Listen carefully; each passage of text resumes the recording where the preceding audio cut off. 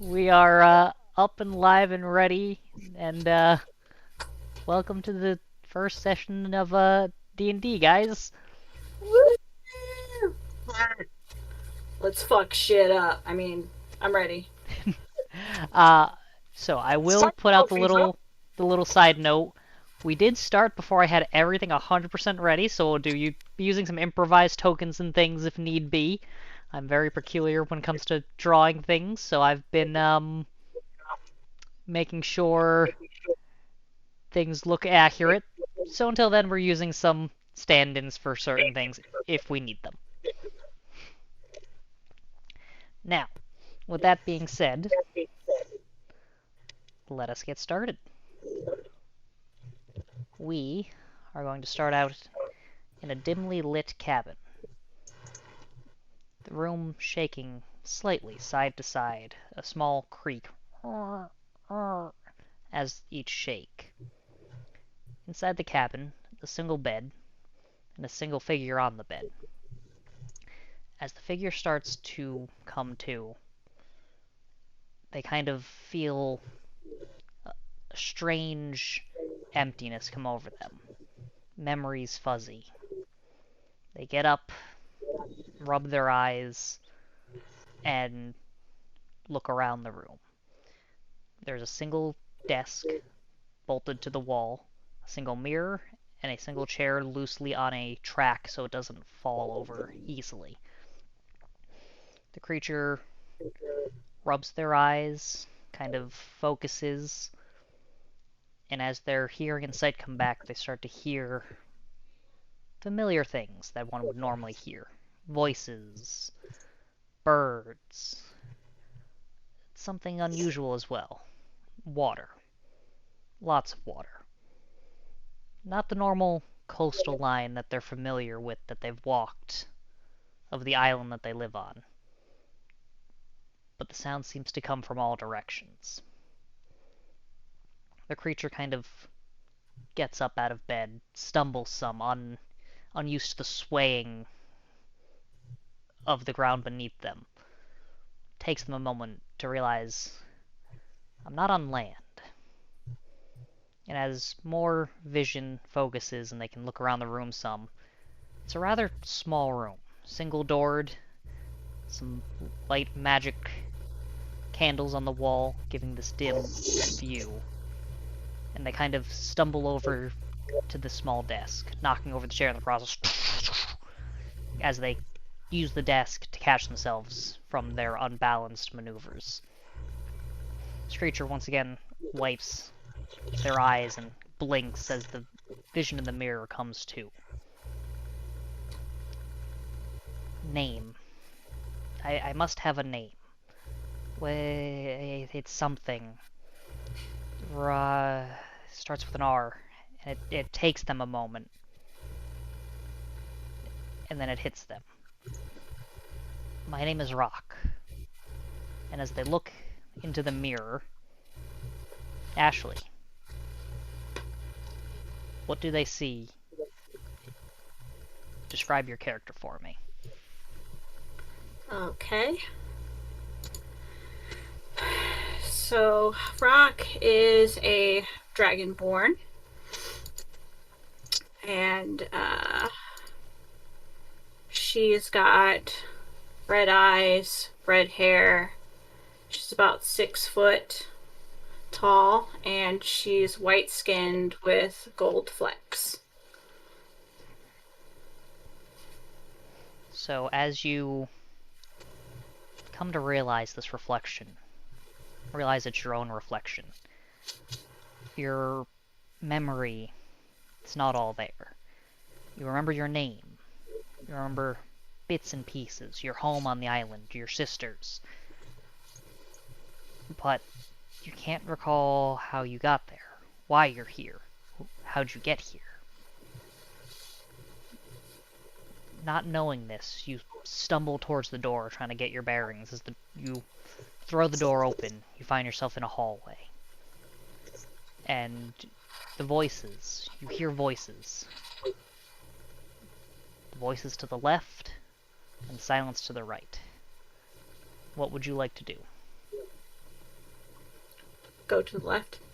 So you go to the left, stumbling down the hallway, catching yourself as each large sway kind of throws you left and right. Why is the ground moving? What are these voices? You follow down the hall and they get louder and louder until you reach the end and there's a door. As you throw open the door, this bright, brilliant light blinds you for a moment, and as your eyes adjust from the dimly lit hallways, you find yourself staring outwards onto the deck of a ship. And there's quite a few figures on the deck of the ship. Some in uniform, some not in uniform. And you hear one main voice kind of above you, and it goes, "Welcome all to the ship. We've been at sea for a few days now, and as the maiden voyage, we have prepared a nice feast for our halfway mark. Please mingle, talk amongst yourselves, enjoy food, drink. Be careful, it's a little unstable as the captain is maneuvering some rougher waters. We should even out a bit, and then he shall be up here momentarily to give his speech." And you kind of look up and behind you, and you see a slightly more decorated sailor uniform of this ship. You can see some more patches on the shoulder, the kind of black, almost chef's-like jacket, but you can see it's more tailored to sea life. It's got sleeves that are kind of shortened and rolled up.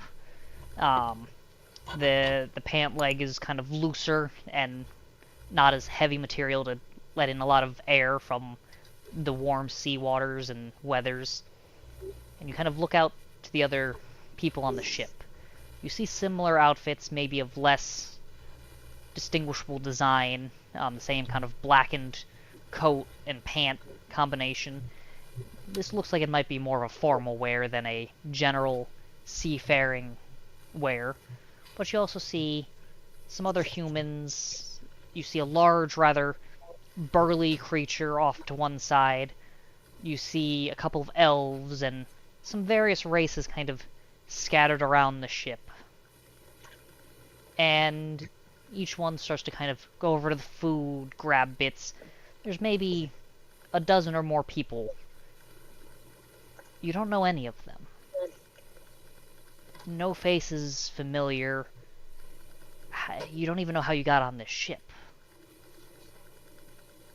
You see the first mate kind of get down and join the crew.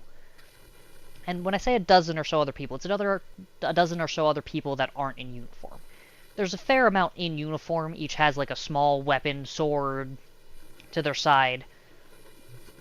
There's probably another 6 or 7 actual crew members on the ship. You don't know if there's more down below helping man the ship or steer, but there's a 6 or 7 crew on the ship as well as a dozen others. What would you like to do? I'm gonna head towards the one that I think is in charge, the one who did the speech. The speech? And, yes, and see if they know how I got here. So you approach this half-elven man, the kind of semi-formal seafaring attire, slicked back kind of reddish hair, and you approach him and he goes, "Ah, Miss Rock, welcome. I thought you had too much alcohol last night. I was afraid you weren't going to make it in time for the festivities." Ah, that explains so much. How long have I been on this ship? We've been out at sea maybe a week and a half now, give or take. Right. And where are we heading? We are heading to the eastern continent from the Trevia Empire. You had boarded passage just off of one of Trevia's main ports. And he looks at you with this kind of confused, confounded look of... Why is she asking these questions? Well, I guess I had too much to drink, and I woke up a little discombobulated. We've all been there. And he gives a small chuckle. Um, he looks at you and goes, "Well, we have a bit of hair of the dog if you would like, or if you would like to abstain, there's that as well. But please, mingle, enjoy the food." And he kind I of think I'm gonna abstain. goes back and starts greeting the other guests. Thank you for helping me to remember. Not a problem, Miss Rock. So, you do see some other people. They're mingling and talking. Um, you see, for instance, this human woman, kind of this olive skin, maybe a little bit more tanned after the week and a half or so at sea. Mole on the upper lip talking to one of the crew members. You see this large, looks like almost like a bugbear, but it's strange. You've never seen a creature kind of like this. It's almost like the bugbear bulked up. Looks closer to bear than goblin at this point. You see it like another elven man in these nice robes talking, skinny. You see this rather rotund man. Definitely looks like a merchant of some kind, has these nice like silk clothes over the top. You can see he's embellished. He's got some rings and some other jewelry. What would you like to do? I'm gonna go make my rounds, talk to everybody. I guess I'll start with the bugbear. Alright, so you start to get closer to this creature, and Echo.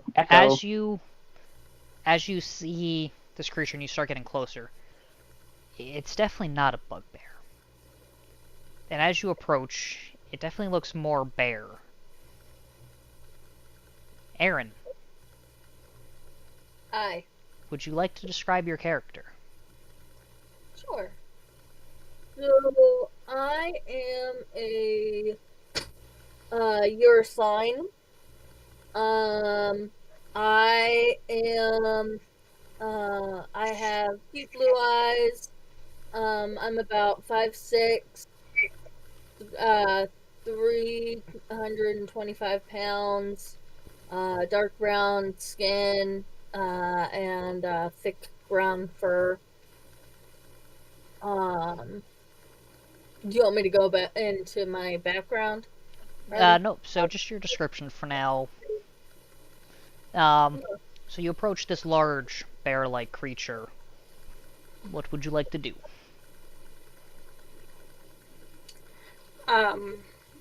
Hold out my hand and say, hello.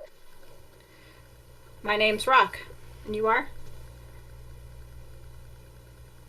And I'm gonna respond with a deep growl of a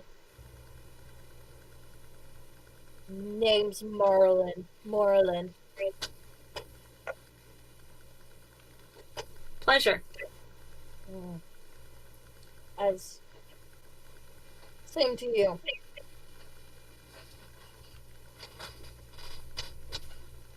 Alright.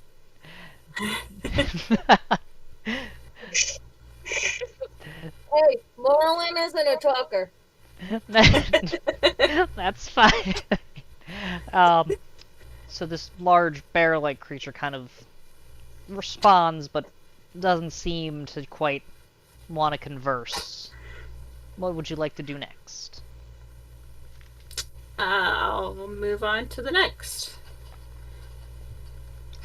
Alright. So you approach. Who would you like to approach? I guess whoever's closest to the bear creature.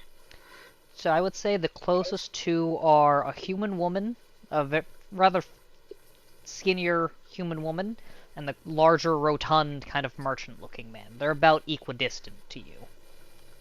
Okay. Are they separately?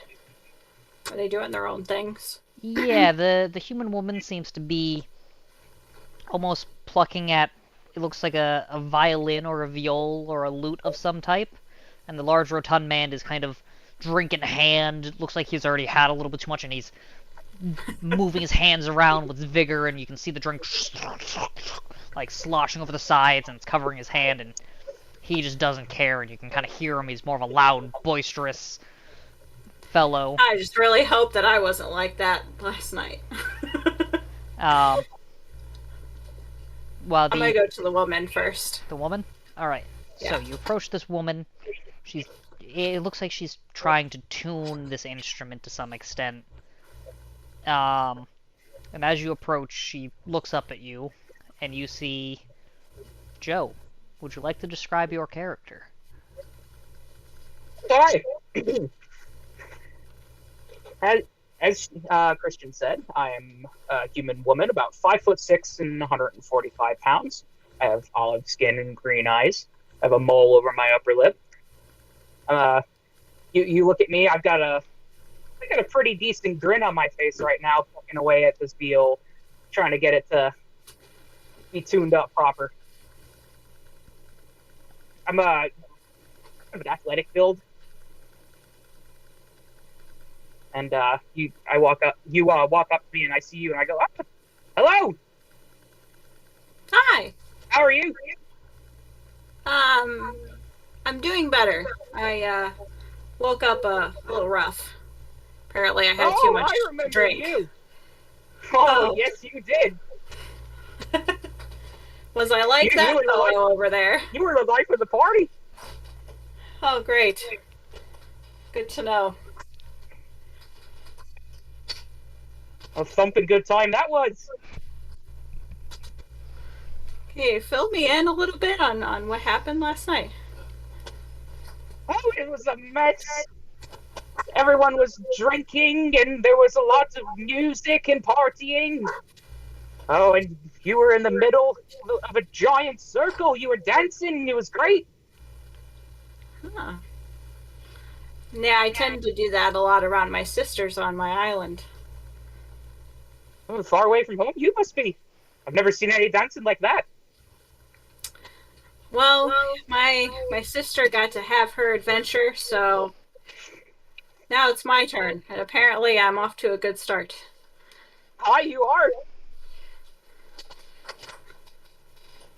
What's your name? My name's Rock. Well, I'm Medina Sacred Star. I grab her hand with both of mine, and I do like a big, like, boisterous handshake. Real quick, can you repeat your name? It's Medina Sacred Star.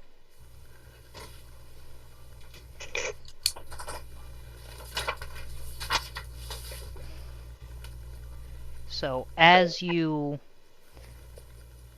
kind of have your hand shaken up and down with vigor, you hear behind you, to where the first mate once was, a dong dong dong dong dong dong.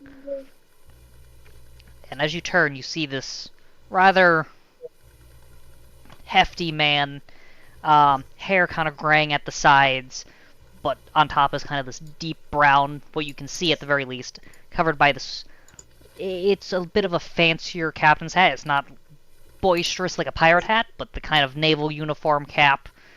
Unlike the others, he's wearing these white clothes. You can see some stripes on his arm and some tassels and some other decorations. And this kind of scruffy white beard, maybe about 1.5 inches in length.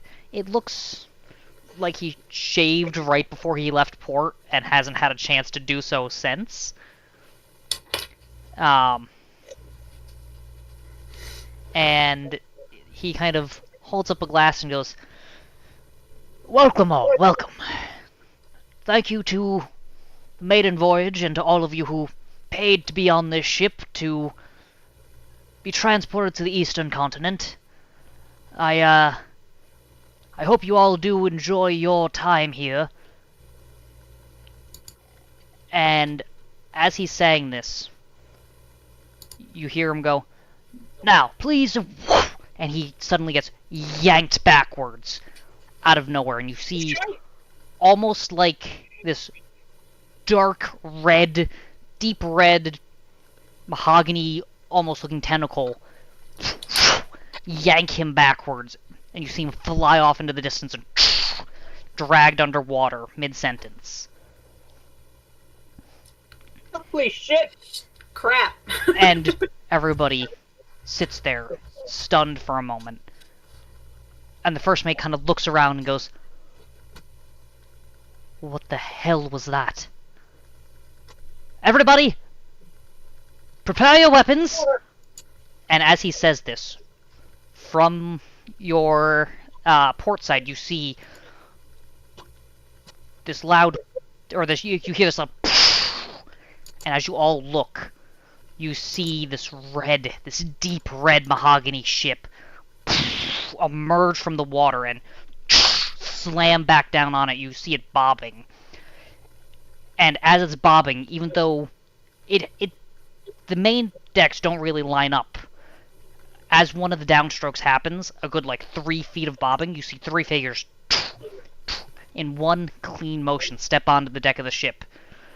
And one of the figures, the one to the right side, is this kind of almost this stereotypical like goth-looking teenager. You see the wet black hair that comes down across the entire face, and he seems to be dripping water, but it's black and almost ink-like, almost like he and a squid got into a fist fight and he got sprayed on the way out. And you see this black puddle forming underneath him. The jacket also soaked in this black. He looks almost like the shadow of a creature. And you just see the pale white face underneath.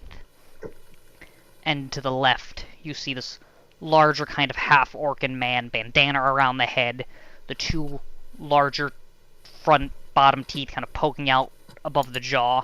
You see some paint around the eyes, and this large, I just punched my microphone, I'm sorry, and you see this large gash across the nose. And he stands a bit taller than the other 2. He's a good 6.5, 7 feet tall. He doesn't appear to have armor on, just kind of like this sash around his waist, and then these leather pants that lead into about ankle-high boots. And the front figure is this woman, about 5.5 feet tall, this deep, gorgeous red hair coming out from this elegant, almost pirate-looking hat. Her jacket is this dark brown. On the inside you can see this silken red, this brilliant silken red. She seems to have this armor that kind of hugs her figure, and you can't tell if she's just in shape or if this armor acts more like a corset and just is sucking in her stomach. But it leads into these leather pants that look like they're more for maneuvering than actual seafaring wear. Unlike the crew members on your ship that are kind of more billowing, these kind of hug a little bit better and look like they're made more combat ready. And they dip into these deep black boots that you can see a good 6 inches below the knee are shined to perfection.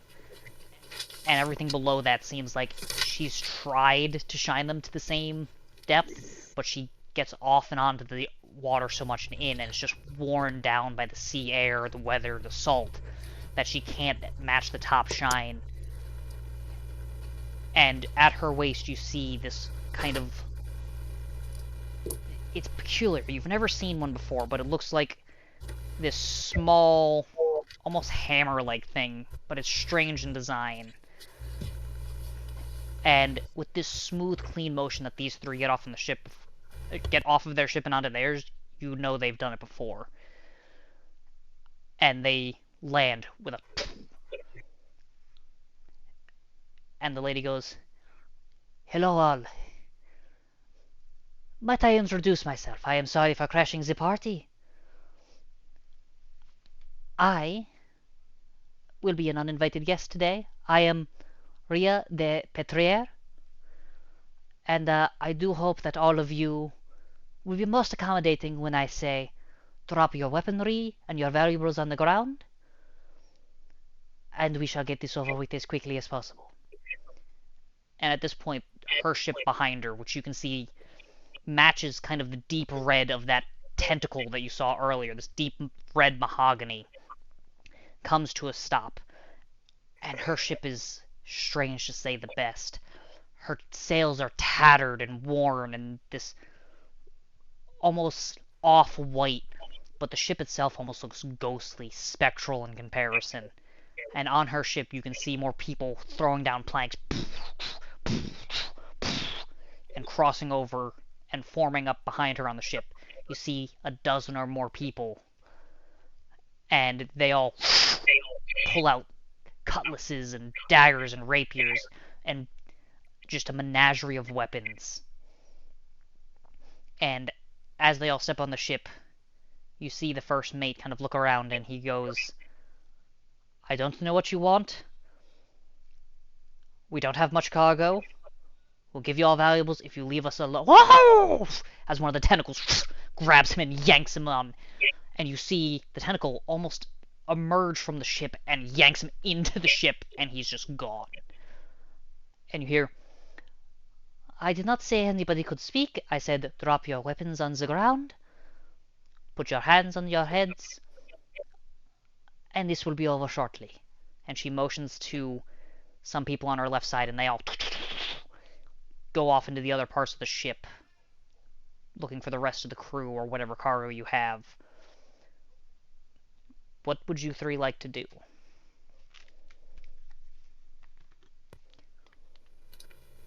Dirt's This is a gonna. fun kind of fish. Dirt's gonna take off any weapons she has, lays them down. She doesn't want any trouble. There's way too many here to even attempt to go against them.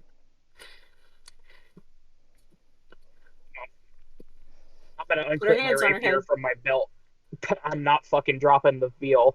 It's not happening. As you guys start to take off your equipment, you see one of the sailors unsheath his sword and runs at her, and you just see the large half-orc man just grabs him with a hand and just tosses him backwards. And almost like her ship's alive, you see a hole open. He falls in and just slams shut again. And as it slams shut, you see this deep red sink into the top of her ship as it's washed away by whatever water's left from her emergence. And then it just settles. And she goes, anybody else feeling brave? You? And she points to you, Aaron. I'm gonna raise my hand and ask to be able to speak to her in private. No, I am sorry. This is not a private affair. Well, then may I ask to join your, lay down my weapons and join your ship? Join your crew? Interesting. Give me a persuasion check.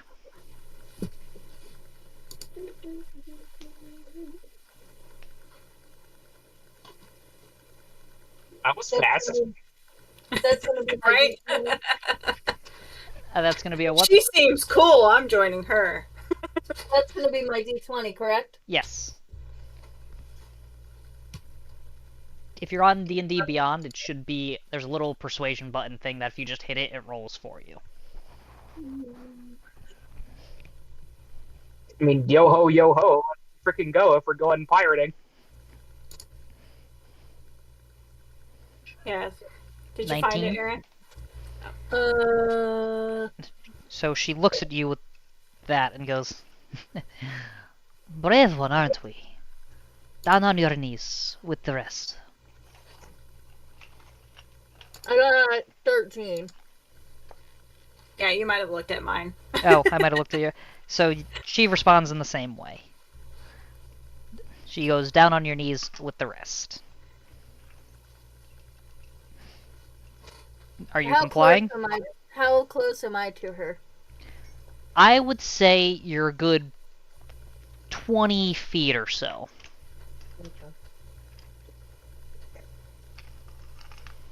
Christian, I want you to know that I have a dagger, but it's hidden in. Alright. So, are you complying, Miss Bear? I am going to take my light hammer and attempt to throw it at her face. Roll me an attack! If you're not gonna let me join you, then I'll fuck your face up. Awesome. I dig it. Which one's that? So on D&D Beyond, in your inventory, you should see an attack thing for for your character, but, hold on.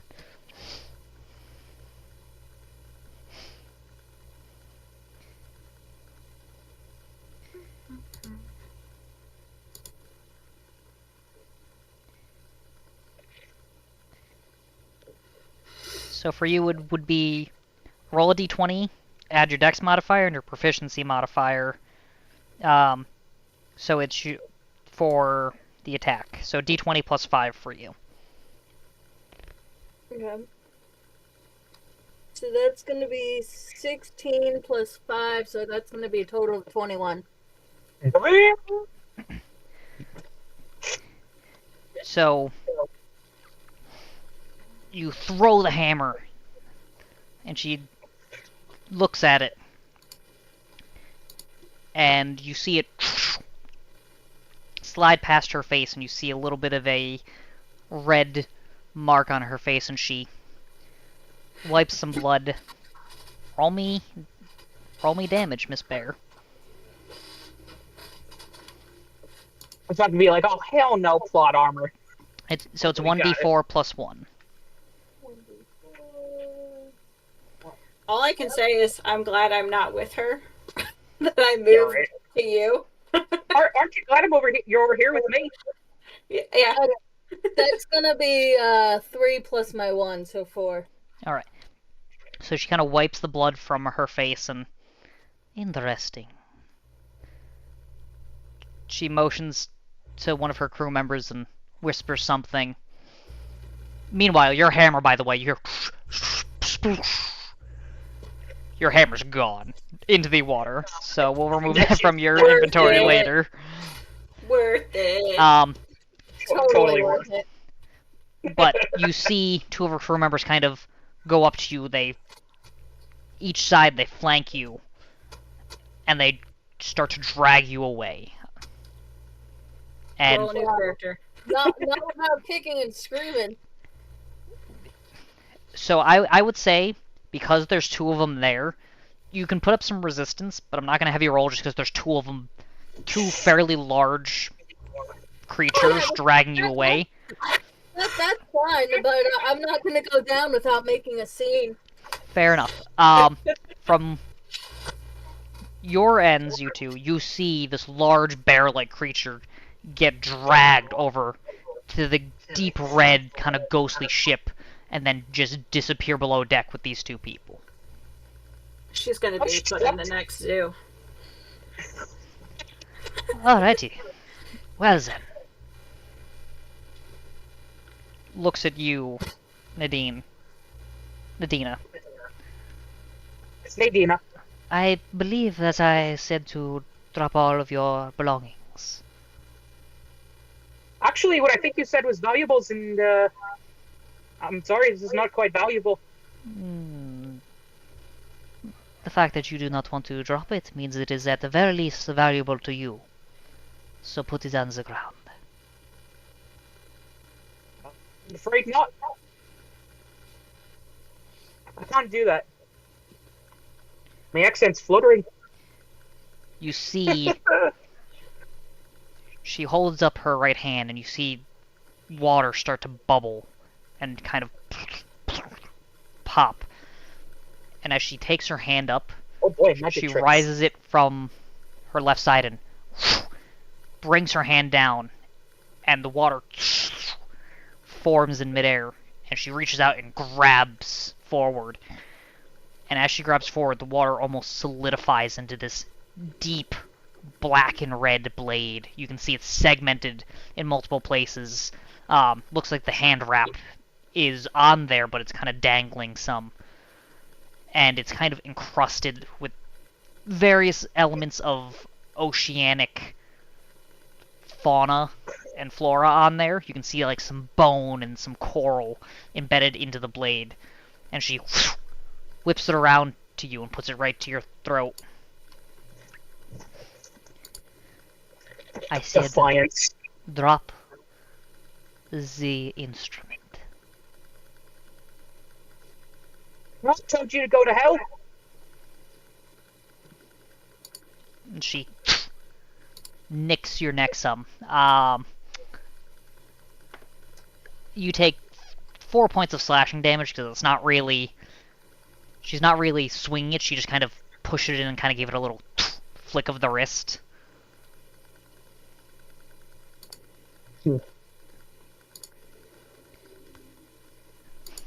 Hold on, I gotta roll something here. Actually, is she within 60 feet of me? She has walked up to you, and she's within about 10 feet of you now, with this sword. Okay. Can I do silver barbs instead? Remind me what that one does? It's when she makes an attack roll that succeeds on me, I can impose disadvantage on her. Sure. That one was better than the previous one. Darn. Oh well. The second one, there was an 18. Plus her modifiers.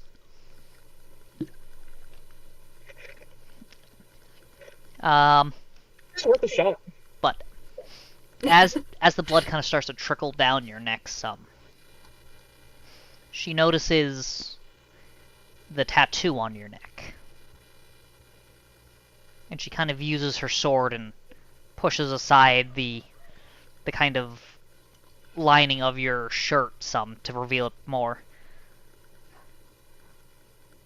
Interesting. Are you on the run? You can't say that I am. Interesting. The barbed rose. What did you do to end up there? Business. I Repeat was that? framed. Oh, you I were... said none of your business. I was framed. Ah. So, you're not worth my time. And she No, I didn't say that. lifts the sword up and looks like she's about to swing. Hold the phone. She I'm stops. quite useful. I have no use for a magician and their paltry violins. I tell mean jokes, I do. And she starts to swing the sword down some.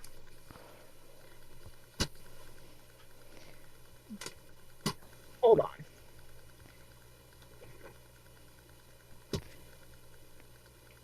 What are you trying to do? Do something hilarious.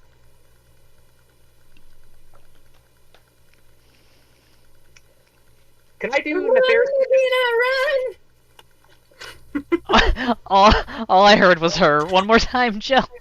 I say, can I cast nefarious mischief? I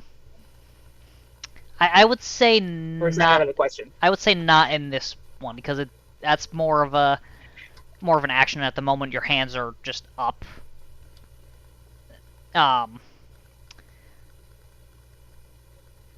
But she does wind up for the swing. Is there anything you would like to try verbally or kind of within the bonus action range? Bonus action bonus. Unfortunately, I'm not a rogue, so I can't do a disengage or a dodge. Or I suppose I could take a dodge action. I don't have any bonus actions other than healing word. I mean, I can tap myself up with healing word and get ready for another hit. So, as she goes down to swing, and she goes, "Well, too bad you were framed. You would have been so much more interesting." And she swings Just downward. for the record, in the criminal world, being sent to prison, you're always free, no matter if you did it or not. I will say, because you wouldn't know this to some extent, the tattoo is what caught her eye, because it's not a common tattoo. Which is why she asked you. And the fact that you said you were framed, she's not interested in someone who was... Okay. I wasn't framed. And she stops within an inch of your neck again. May have gotten in trouble.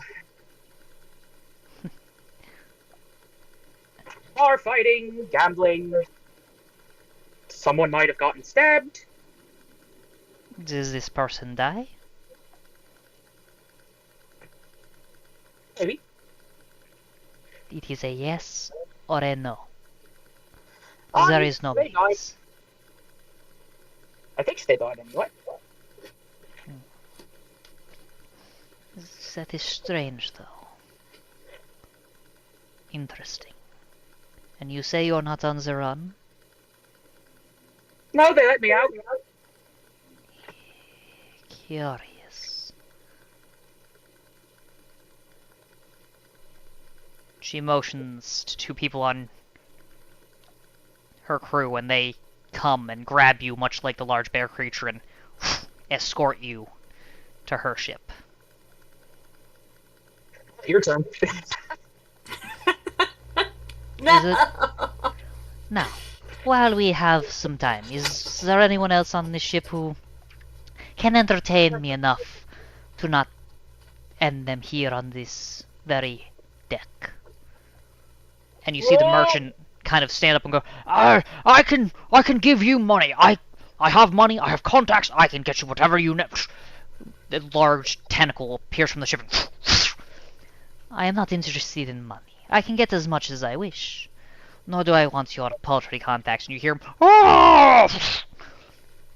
as the ship slams closed on him, and you see more blood, this time kind of seep out from the sides of the ship. And for you, Rock, who is still on the outside, the second time you see this, you now focus in on the ship even more. And you can see that this ship is straight out of nightmares as you're looking at it closer. Where boards would be connected together with glue or nails, you see what seems to be like bone fragments that are connecting this ship together, and it all looks like they're almost holding it together. You can see skulls and femurs and different various bones kind of spread out throughout. There's one part where it looks like someone's almost trapped in like a painting, and this hard screaming face is pushing out against the ship and just stuck there frozen. And the front of the ship, where there's usually a mermaid or some kind of carved spectral figure, seems to be almost like this half decaying sculpture of this wailing banshee. And it's only at this second time that you've seen someone pulled to the ship and your attention dragged to the ship that you notice these features. The more you look at it, the more horrifying it is.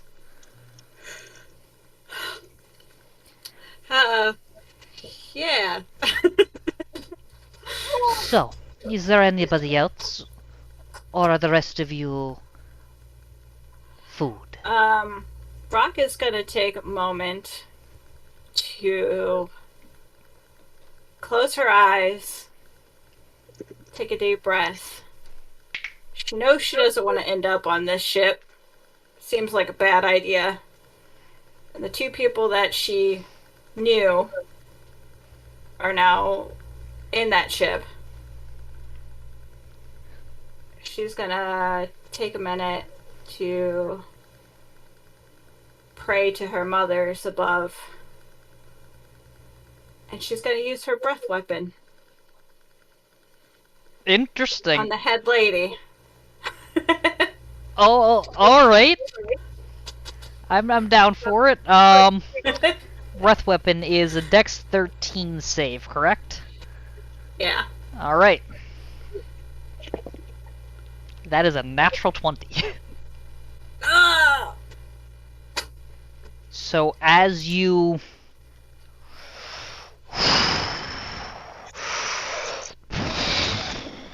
let out this torrent of, I want to say, fire, right? Yes.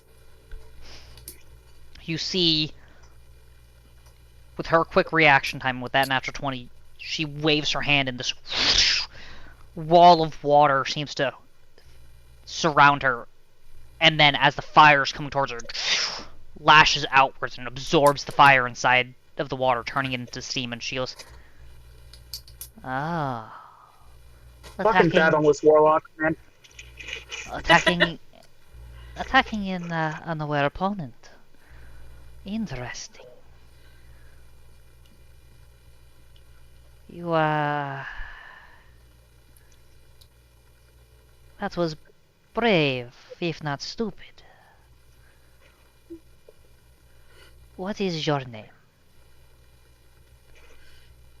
My name's Rock.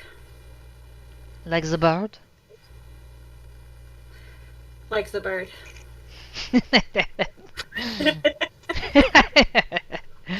Ugh. Your parents either have a great sense of humor, or they have never I have two encountered one in the sisters. wild. One is named Dirt, and the other one is named Sand. I will take it as a great sense of humor then. Rock, dirt, and sand. Yep. Awesome. What, She kind of looks you over. Would you like to board the ship? Seeing as I'm here to experience my first adventure, I'm down. Good answer. It wasn't much of a choice anyway.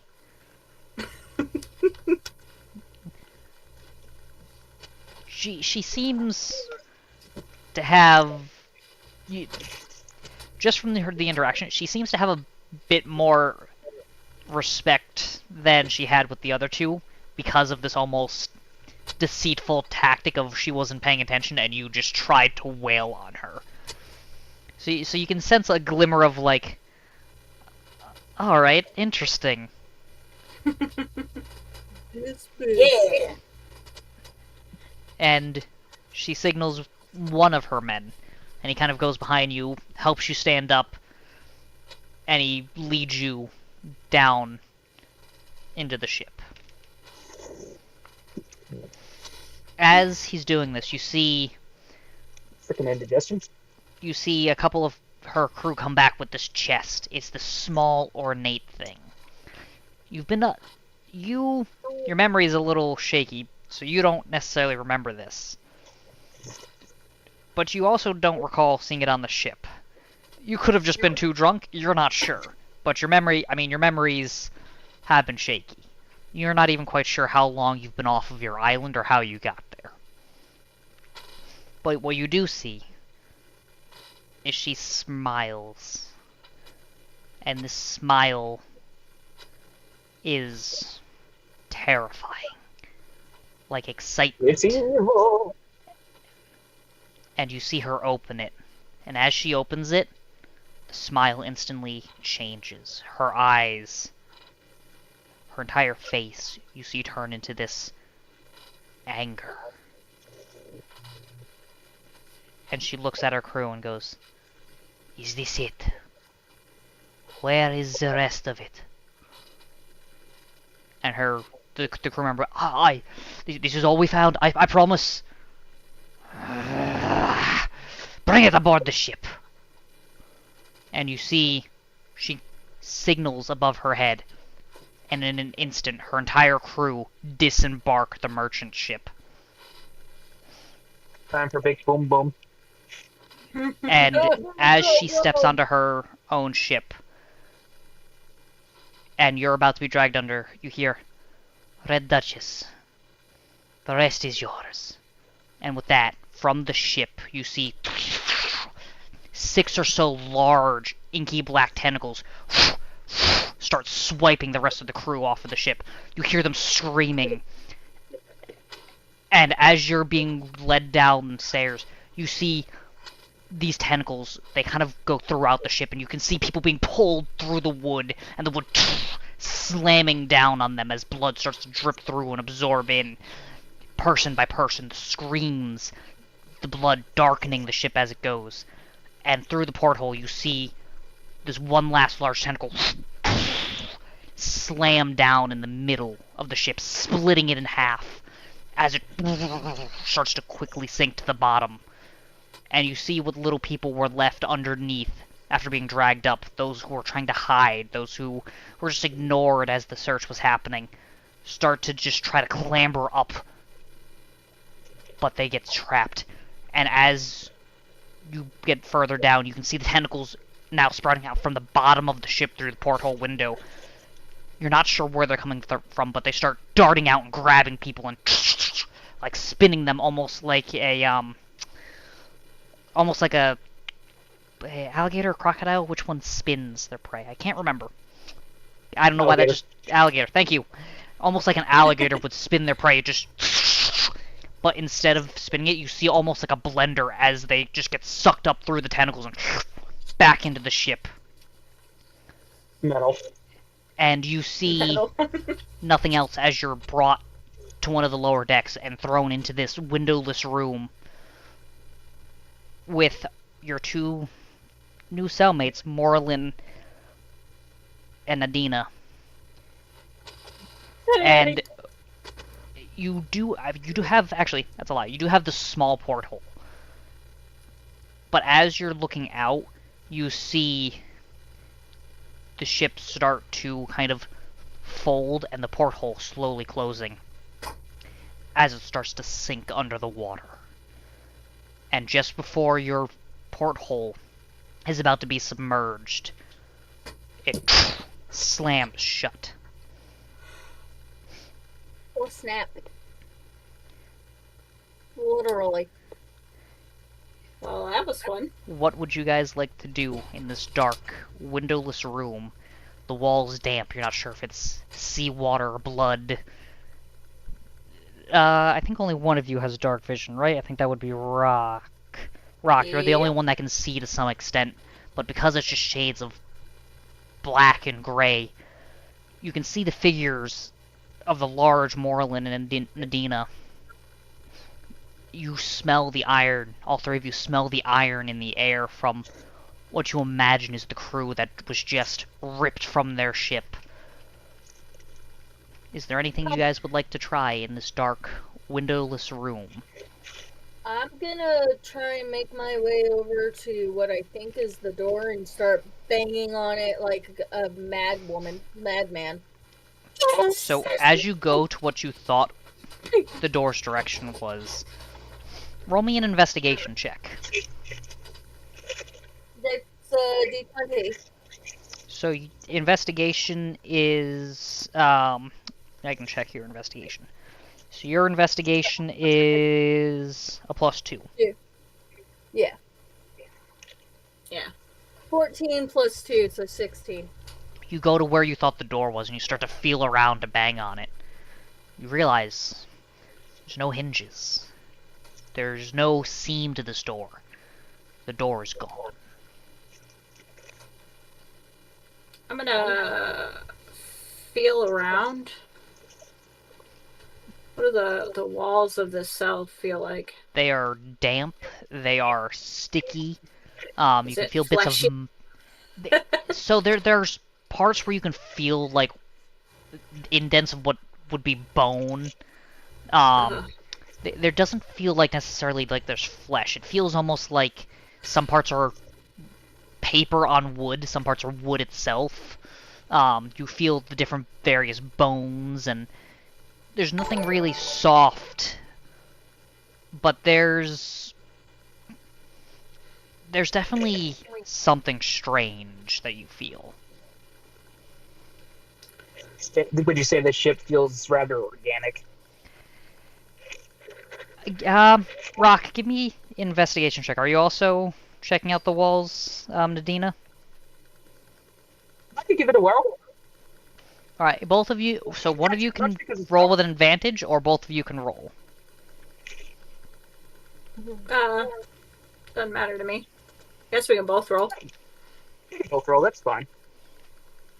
I got 20. Natural 20 or dirty no, 20? 18 plus 2. Alright, so dirty 20. Dirty 20, yeah. Hold on. So, fucking readjust myself here. There we go. Okay. Investigation. Come on, D&D Beyond. Oh boy, natural 20.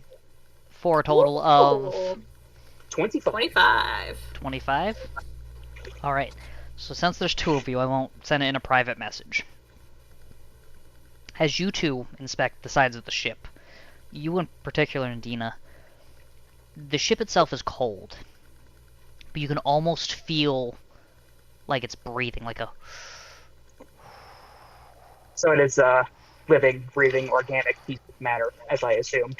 It does feel like wood, but it has that kind of slight, gentle ins and out, almost like it is breathing. You're not sure how, though. I have a question. When Rock was looking at this ship when people were being pulled away from the tentacles, could she see that, like, the ship and the tentacles almost appeared to be one? So she could see that the tentacles were coming out of the ship. There was no points that you could see whether or not, like, they were, like... You could tell that they were definitely coming from the ship. You just couldn't figure out exactly where. Okay. Like, you couldn't tell if they were, like, perhaps, like, a giant squid underneath the ship grabbing, or if it was the ship itself. Octopus. It's a shiptopus. Shiptopus, yeah. Cool. Alright. So. I'm out of prison for a few weeks, and you're telling me I'm on a shiptopus? Yep, it appears that way. As you guys are examining these walls, an hour passes. By the way, do I still have my viol, or did they fucking take that? At the moment, they have taken your possessions away from you. Whether by force or by choice. I don't care about anything else but the viol. I'm really mad. Like, I want to fucking stab the next person that comes through that door. Like, are we, like, naked, or do we still have, like, our clothes on? Like, did they search our shoes? They left your clothes, but they did basically, like, cop pat search you. Damn it! So they found the dagger in my boot, then. I will say, give me a stealth check to see if you could kind of maneuver that enough where they wouldn't find it. That's ass. 8. They took your dagger. Ouchie. Ouchie, mama. You know, you were in such a rush to get to the party, you accidentally left, like, the hilt of it sticking out of the boot some instead of putting it down fully in the compartment. You know, you were like, free food, free booze, you just quick put it in there and go. I mean, like... did anybody think that we were gonna have this?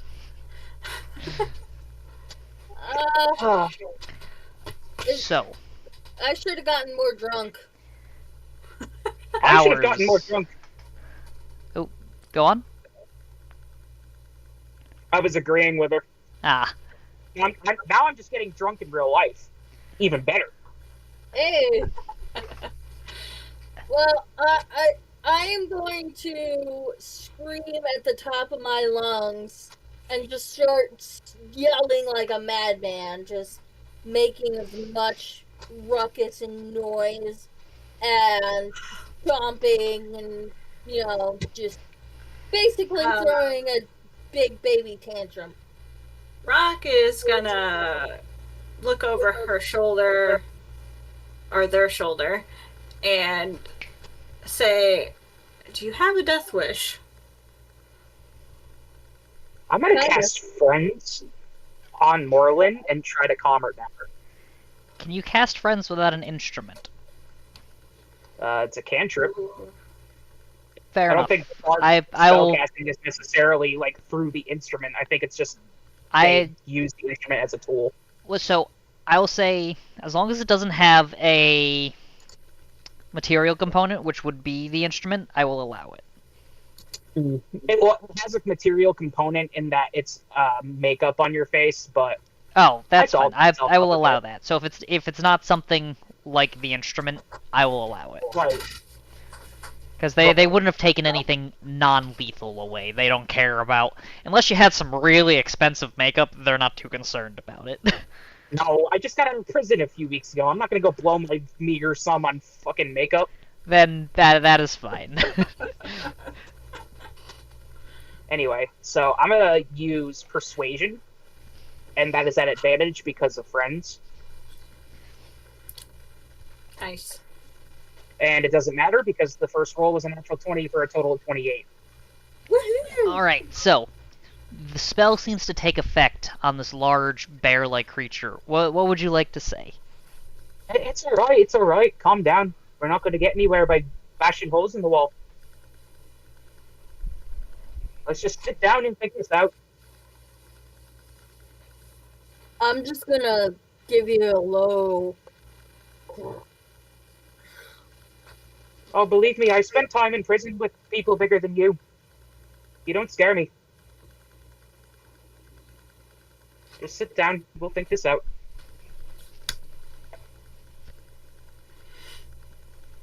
Alright, so... My cellmate was a Goliath. Just saying. Nice. Is there anything else you guys would like to do? Or try? Or search for in this small 5x5 room? Rock's gonna sit down and wait. Alrighty. Merlin is gonna try and get as close to the sit down as close to the door, or sit down as close to the wall as possible, and just wait for someone to come through. Alrighty, so... You guys sit there. An hour. 2 hours. 3 hours. You start to lose track of time. You fall asleep. Anyone know how to play Pinochle? You wake back up again. Food No. Food seems to almost appear within the room. You're unsure of how. It just kind of appears through the floor. You start to lose track of time, direction, sounds. All the sounds in the room seem to almost absorb. The only thing you can hear is each other, your breathing, your heartbeats. I'm just kind of like sitting down, leaning A day behind my head, passes. just like I'm like closing my eyes, just listening. I'm gonna start singing. I've got a lovely bunch of coconuts. Dee-dee-dee-dee. There they are, standing in a row. God. Big one, small one, some sleep ahead. And then I'm She's gonna already start. cracked. So, 2 days And then I'm- pass. Next thing you know, you guys look over, and Nadina's gone. Oh, fuck. Nadina, you, almost like someone pulled the floor out from underneath you, just drop, and land in this tiny room, which then seems to move on its own and shoots upwards like an elevator. And you feel it left, right, up. Next thing you know, Down, left, right. BA, select start. a door opens. An opening. And you're greeted by this rather well-decorated office. Some nice kind of, Nice things. like, almost reddish-purple curtains, which are currently, as you look past towards what the port window is, all you see is water. You don't see sky. You don't see anything but pitch black water. You see some nice ornamental weaponry on the wall. Dulled, but they're just for show. This nice, deep mahogany desk. It contrasts to the red, kind of darker color, with its slightly lighter hues, paperwork kind of strewn about. You see a bookshelf that's kind of bolted into the wall, it looks like. Then you look again. It is the wall. It looks like almost like it's protruding out just enough where it forms this bookshelf. You see cases with various things in them. You can see an end table with these liquids and food. And behind the desk, you see this familiar red hair, the deep red hair of Ryla. And in front of her desk, a chair, and she looks up and goes, "Ah, welcome. Please, have a seat." All right. Now I have a seat. As you approach, the chair itself kind of slides forward. And she looks at you and goes, That's a bit creepy. "Yeah, you get used to it." So she looks at you and kind of stands up, walks around you, examines you. Interesting. She pulls down the lining of your shirt to look better at the tattoo. "How did you say that you ended up in this prison?" She taps the mark on your neck of the barbed wired rose. I got in trouble for gambling, Is that fighting, it? and maybe killing. Interesting. This is very peculiar. Alright. And you see her eyes flash this deep oceanic blue color. And she continues to look at you. Interesting. Okay. Okay.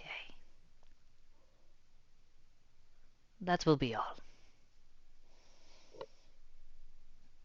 Is this the part where you stick me back in the cell with the giant bear?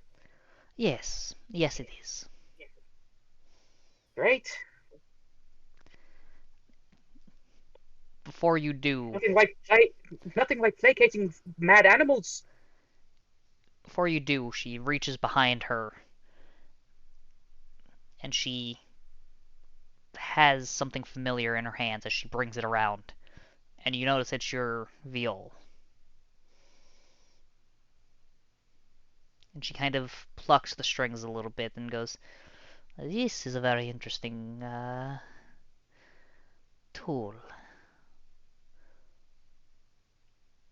Where did you get it?" Dads. Interesting. So this must be very important to you. You're damn right it is. And you see her kind of start to gather some energy in her palm, and she holds the viol to one side by the neck, and she goes, "If I was to..." And she kind of aims her hand at the viol with the sparkling, crackling, water-like energy in her hand. "What do you think would happen?"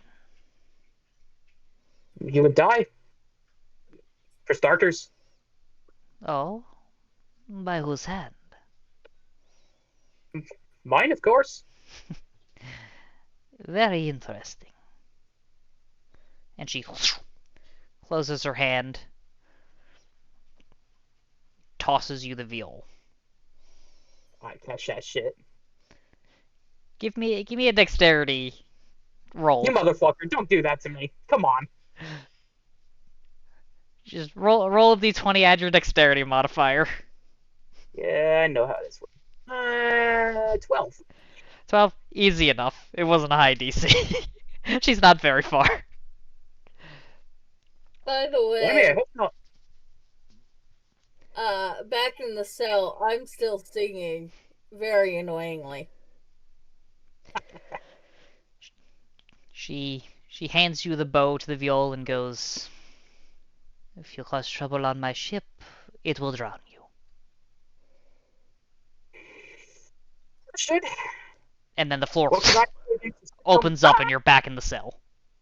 You guys just see Nadina slam down from the ceiling in what was Fucking hell. this hole that she quickly opened and closed again. A madhouse this is. I'm just over here. 100 bottles of milk on the wall, 100 bottles of milk. Take one down, pass it around. 99 bottles of milk on the wall. Darling, let me stop you there. 99 Welcome bottles. back. I'm gonna start playing Bottles of Beer on the Wall on my viol. I'm gonna tune it first, obviously. Where did you go? So Apparently I had a meeting with the captain, who I assume is the captain. the strangest thing, you go to tune the viol, and it is already perfect. Fucking shite. Well, that was nice of her. Something tells me altruism isn't part of her vocabulary. What did you I guys don't know talk why about? we're here. Not much. She asked me about me tattoo. And she asked me what she'd what I'd do if she broke me viol. What did you say? I told her I'd kill her. Fair enough. I'd help you. There's my granddad, after all. I'd help you kill her. I got a Why, bone. thank you. I got a bone to pick with her. I think it was quite funny when you hit her in the face with a hammer. Hey, thank you. Yeah, it's too bad I didn't get a lick in on myself. I wonder if we're gonna get a turn. More than likely. If I do, she's gonna be in trouble. I got a bone to pick with that bitch. Well, for now, all we can do is wait. She didn't say anything else. She just unceremoniously kicked me out of her office. Did she bring me up? The No, only one who has gone up was Nadina. No, I'm saying, did did her Did, name come up? Oh, okay. Nope, sorry. yeah, did she bring my name up? I'm totally honest with you, no. That's She didn't good. really say. So what's so special about this tattoo you have? Ah. Well, it signifies that I was in prison. And, it also has something to do with shutting off magic. Obviously, they don't want spellcasters running around prison causing mischief, now do they? Exactly. It's Wow. fun. Not to maintain order. But I'm not the one who gave me the tattoo. Who did? That shite heel, the warden. Oh, she hands out all the tattoos. Why Gotta did say, she she's not a bad so- artist. Why Did does you she try seem and so fight- interested? I'm sorry? Who wants to go first? Just so you know, Joe, Sisnox was the name of the warden. How could I forget a name like Sisnox? Did you Bastard. did you try to fight her when she gave you the tattoo? No, there were 6 guards. Wouldn't have gotten very far. Ah, you could have taken them. Not before I ended up like a porcupine. Fair I'd enough. rather not have 6 spears in me back. Listen, if I'm gonna go down, I'm gonna go down swinging. So this tattoo prevents magic? No, it's just a cursed beauty mark, really. Sisnox finds me again and has a bone to pick with me, which I'm sure he does. She. Right, jammy little bastard. She, excuse me. We didn't discuss that. Anyway. I might have put it in your backstory. I can't remember. I'll double check later. I don't think you did. I'll add fair, it I in haven't later. checked it in a week. So why do you think this captain is interested in the tattoo? No. A criminal by any stripe, I suppose. At this point, are you showing them the tattoo? I don't think they can see it. I mean, not without you showing it to them. So I'm curious if they were actually investigating it, or if you're just talking about Oh, it. by all means, do you want to look? I mean, not that Brock would know anything. What does it look like? Go ahead. So it is this kind of purplish red rose surrounded in barbed wire. And you can see parts of the barbed wire look like they're sticking into the flesh. That looks painful. Oh yeah, the truth, it didn't really hurt that much. Morlin, give me a history check. Me? Mm-hmm. That's my D20. Yes. Yes. You can click on the history modifier if you're on D&D Beyond it for you. Hers is just a straight D20. Either way. God damn, it's hot as shit in here.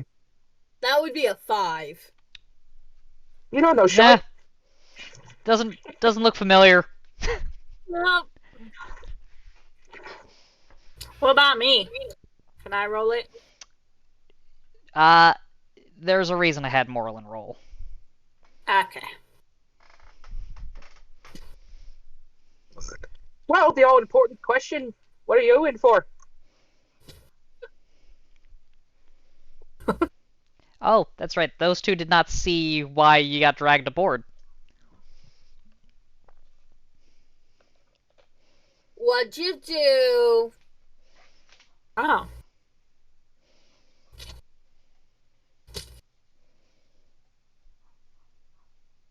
Were you dashing and defiant, or did you try to hit her? I tried to hit her. Lovely. Not well. But she seemed to like it, and I had much rather been on the ship with you guys than on the one that crumbled to the ground. So you're here to that. You are also the only one that saw the result of the other ship, by the way. They did not. I'm gonna look at Rock and say that sounds kinky. It was a massacre, to say the least. I mean, she killed everyone. Yeah. Without hesitation. Really special. Did I see that? I saw that box, right? You saw, so as you were being pulled down, you saw the ornate box. You saw her get angry. It. Yeah. And then that's when she destroyed the ship. That is when, like, as soon as you saw her get angry, without a word, her entire crew left the ship. Okay, so I relay all of that to them. And then as you were leaving, there was a porthole that you could see out of, where you saw the tentacle basically wrap itself around the ship and just crush it in the middle. Yeah. Yeah. And then obviously the tentacles underwater that alligatored people and sucked them in. Yeah. So, yeah, all that happened. Just trying not to piss off the captain. Whatever was in that little box, it wasn't all there. Did you get a look of money for like? Did you get a look of what was in there? You Did did I? not. No? You were Okay. too far away. I did not. You could see that it was an ornate box. It was not huge. It was probably like Like music box size? maybe a little bit bigger, like almost like a small jewelry box type Okay. thing. Yes, maybe about a foot in length and kind of So like what you're saying is definitely not enough money for her liking. So at this moment, I'm gonna get kind of fed up with being in this small little area and start throwing another tantrum. Like a 5-year-old. Oh god. Just being as loud and obnoxious and just banging around. you. Just my full body just, I'm just on the floor, bang, bang, bang, bang, kicking and screaming and Are you attempting to do damage to the ship, or are you just flailing? I'm attempting to try and break through. Roll me an attack. This would be with your claws, because you do not currently have your weapons. Aye. That's my D20? That is your d20 plus your strength, so it's a d20 plus 1. I'm sorry, plus 3, because you're proficient with your own claws, so it's a plus 3. It's gonna be 15 plus 3, so 18. 18? Yes. Hold on. I was not prepped with ship stats. I wasn't expecting someone to attack a ship. Hold on. I need to remember the defense. Instead on stat block and fucking saving throws. You Oh, know. yeah, so that hits. So you start slashing at the ship. Roll damage. That is my... Which die is that? So for your Yours would claws, be a it D6. is a d6 plus 1.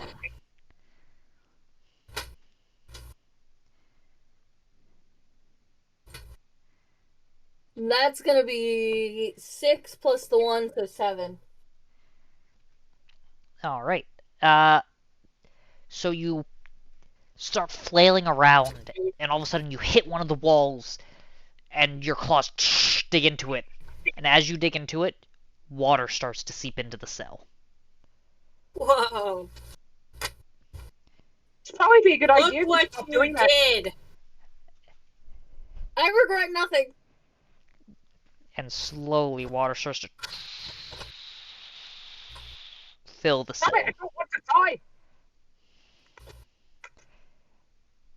Well, all I can say is we should probably start making this hole bigger so we can get the hell out of here. Can I use my claws to try and make the hole bigger? You may make another attack roll if you wish. I'm gonna help. You can either make it with advantage, or both of you can roll me an attack roll. Let's do advantage. Alright. So roll 2 d20s and add plus 1 to them, or plus 3 to them, Miss Bear. Okay. 2 D20s? 2 d20s, take the higher of the roll, and then add plus 3. So 17, so a dirty 20. Roll damage. Gonna be 6? Yep, d6 D20? plus 1. 5. 5. You slash again, and the hole gets slightly bigger. Water starts rushing in quicker.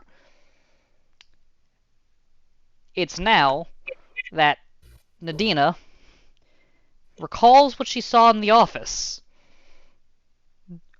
which seemed to be up quite a few floors and yet still underwater.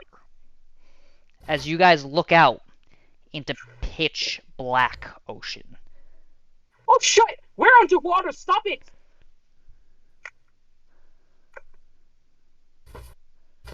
Am I allowed to roll another attack? You can if you wish. Water is now filling the room You, like, quicker. Grab her fucking her arm. You're gonna try to restrain her? Yes, I'm gonna grapple her. Alright. So, I'm going to need you both to make a contested strength check. So roll your d20 and add your strength modifier.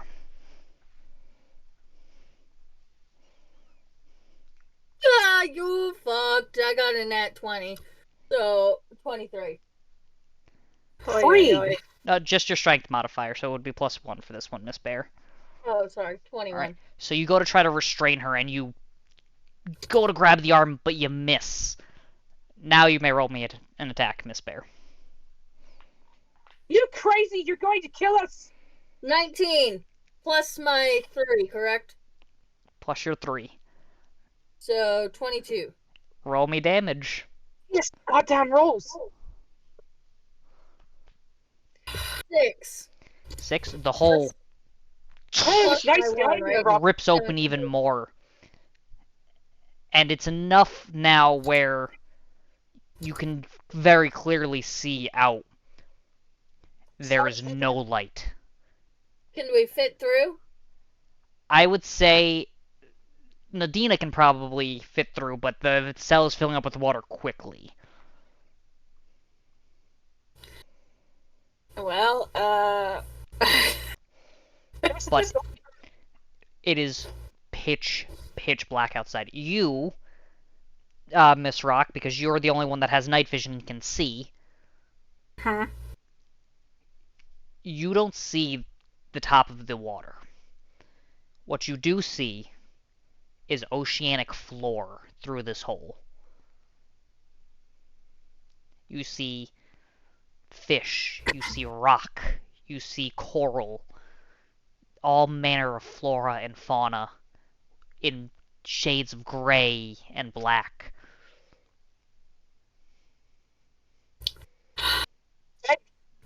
We're so fucking dead.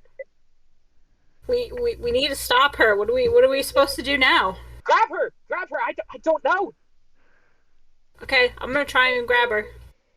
Alright. Are you both attempting this or just one? Yes. Alright. Both, yeah. Miss Bear, what are you doing as they both lunge at you? Oh, I'm still going for it. I am full on throwing a 5-year-old fit at the wall, just tearing into it. Alright, I need all three of you to make a contested strength check. Both of you can roll against Morlin, or one of you can roll with advantage if one of you thinks you have a better chance. Ms. Bear, please roll your d20 and add 1. She's definitely stronger than me, so you can roll with advantage. Okay. 16 plus my 1, so 17 total. Not to interject on what? behalf of the DM, but wouldn't that be an athletics check? For this one, it's not a hurried action, so we're just gonna do strength modifier for this one. Straight strength. Yeah. Okay. Okay. Did you roll twice? Well, I hope it's going to be better than this one. Good lord, I hope so too. Otherwise, we're gonna drown. Okay. 15. 15. Fucking hell! What was your roll again, Can I- Miss Bear? Can I inspire her? Total 17. 17. Can I inspire her? I will say if you wish, you can inspire her. Okay, I'm going to inspire her and say, "Stop that crazy woman!" I'm trying. So you get to add a d6 to your Is it a D6 or a D4? roll, I believe. I think it's a d6 at level 3. Let me double check. It is a d6. D6? Okay, so roll a D6 and add that to your total. Oh god, please be better. Come on. Okay, 5. 5? So, Fuck. definitely higher than 17. With this rush of adrenaline and the fear that's gripping you as you're the only one that's able to see out even remotely into the pitch black emptiness of the ocean, your kind of rage takes over and you grab her and rip her away from the hole as you see the hole start to slowly start to seal itself back up. Oh, thank God. Yes, thank god. Now, I'm gonna turn my rage towards Rock. Because I'm Oh, just God. in a blinded rage.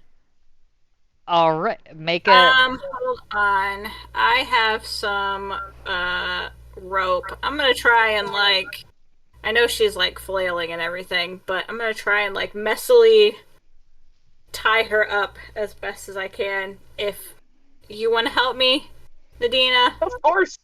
Alright, so first I'm gonna have Moreland make an attack roll against you. Okay. So roll your claw attack, Miss Bear. Okay. So that's my D20 first? D20 plus 3, yes. Okay. So that's going to be 16. 16? Total. What's your armor class? 12. 17. Mine? No, Moreland's. 12, you hit. So roll your damage against Moreland. I thought she was. Wait a minute.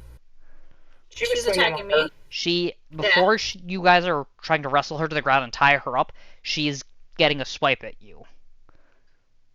At me. At you, yes. Okay, yeah, my armor class is 12. You're not wearing your armor? I am.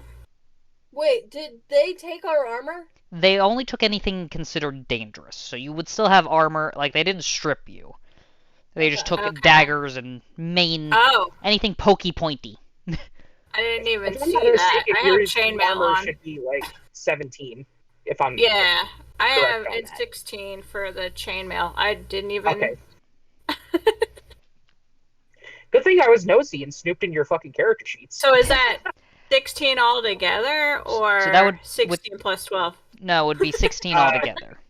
Okay. Yeah. Alright, so... Why doesn't it, like, change the armor class up there, then, if I have it on? That's... Probably gotta refresh your page. Maybe. Oh, did I? All right, I don't have it selected. I'm a with, dummy. With the 16, Miss Yep, Bear, there you go to the swing at her, and it kind of gets caught in the Thank you. chainmail. And Just looking out. now I need you guys to make contested strength checks. Rock with advantage with Nadine's help, and you to try to prevent them from hog-tying you in this room. And that's my D20? That's your D20 plus 1. Oh, come on. You have advantage, Rock, because Nadina is helping you. Throw it shiny. Not any better. Jeez. 10. 16 plus my 1, so 17. You This is bullshit. are not able to restrain her. Can I do another swing at, Rock? So, I will say at this point, it has been a few days of you guys in this cage. As you go to make your other swing, you feel a sudden upwards momentum, almost like a very fast roller coaster going up a steep hill, and you guys tumble and slam against the wall before you feel the ship bounce up and down.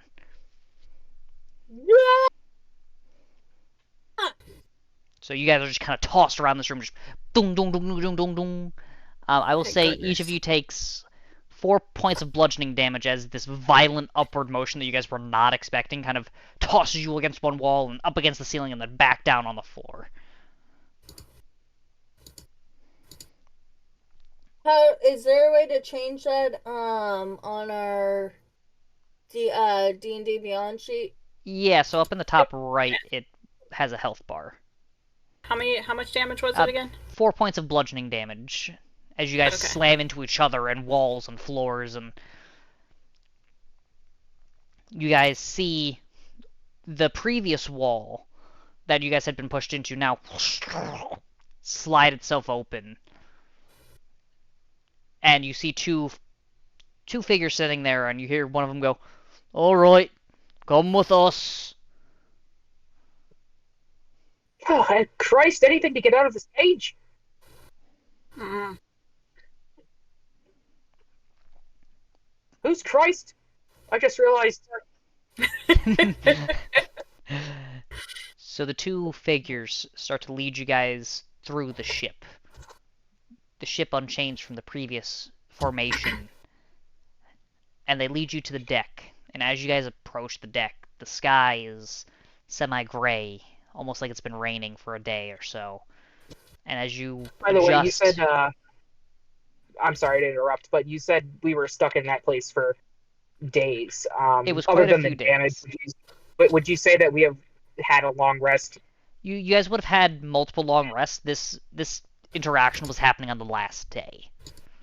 Okay. So, like, my one casting of the spell would have yeah, for sure. went over. All right, good to know. Just keeping record. Your silvery barbs would have recovered. Your bardic inspiration that you just used would not have. Yeah. No, that's fine. Just wanted to make sure I had that one slot back. All right. So, as you guys are brought to the top deck, you find yourself ashore. This kind of ramshackled, put-together place. The dock that you guys are being led to kind of looks like it's thrown together of various different woods, as well as the buildings and places around. The streets are lit with these kind of dull candles that some of them you see kind of flicker. You see some are magically enchanted to stay lit, but they're not the best enchantments. They're kind of dull and gray. The place itself, you look out towards the sea and you see large rows of kind of reef that surround this piece of land, or at least surround the part that you can see that leads to this opening. As you look upwards, you see buildings kind of stacked on each other on stilts and built up and around into this mountain. It's a fair island. It's not massive, but they use every inch of space. And at the very top, you can see this large, almost temple-like structure embedded into this darkened mountaintop. And you see various pieces of fish and other aquatic life being sold and brought aboard. You see some people kind of battle-worn and sea-tested, bringing things on and off ships. There's a variety of people around this area, and everybody's talking in a rush. And they all look towards the bloody red ship that has just approached. And as it approaches, everybody goes silent and then goes back to their business. And you guys are escorted off the ship by the 3 individuals that had boarded your ship previously, and a couple others behind you guys. And you see Ryla start to walk you through the streets, and she goes, well, I hope you guys had some time to get to know each other down in the brig there. I hope you enjoyed your stay on the Red Duchess. She did not enjoy yours. Why is that? Because I attacked her? She was not too fond of many of the things that you do. Well, maybe if you weren't such a bitch. She Boy. She kind of looks at you and goes, and you see her, without even looking back, this orb of kind of murky black waters shoots out of her hand. Your armor class, if I recall, is 17, correct? Correct. Marlin doesn't necessarily represent the feelings of Quincy. Yeah, I do. You take Another 9 disclaimer. points of force damage as this murky, Just watery, black orb of energy just slams into your face, and your head goes backwards, your nose starts to bleed some. Ouch. Am I allowed to try and attack her? No, you are flanked by 6 other people besides her. You are escorted by 4 of her crew, and the 2 other people that you saw first board the ship, as well as her. I'm next to Rock right now. You're next to Rock? Am I? So all 3 of you are kind of next to each other. Can I, whisper over Rock, I'm pretty sure we've been locked up with a crazy person.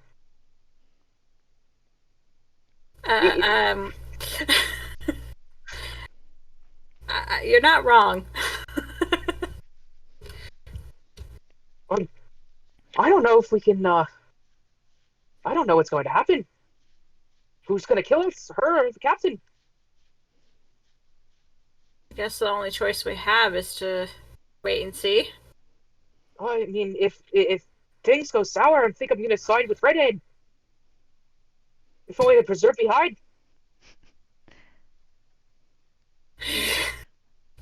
I might be there with you. As you You don't hear me? guys are discussing this, you're being led throughout the streets. And you guys stop in front of this kind of ramshackle building. You can hear a lot of chairs clattering and people. And what you definitely, especially you, Adina, who have been many frequent bars, you can definitely hear fist on flesh as it sounds like people are just tossing people over tables. You see one skinnier guy get tossed through the kind of swinging doors, just rolls and tumbles and slams against the wall and just, yeah, all right, spits out some blood and runs right back in. I can't help but laugh. It's been quite some time since I've seen such a rowdy place.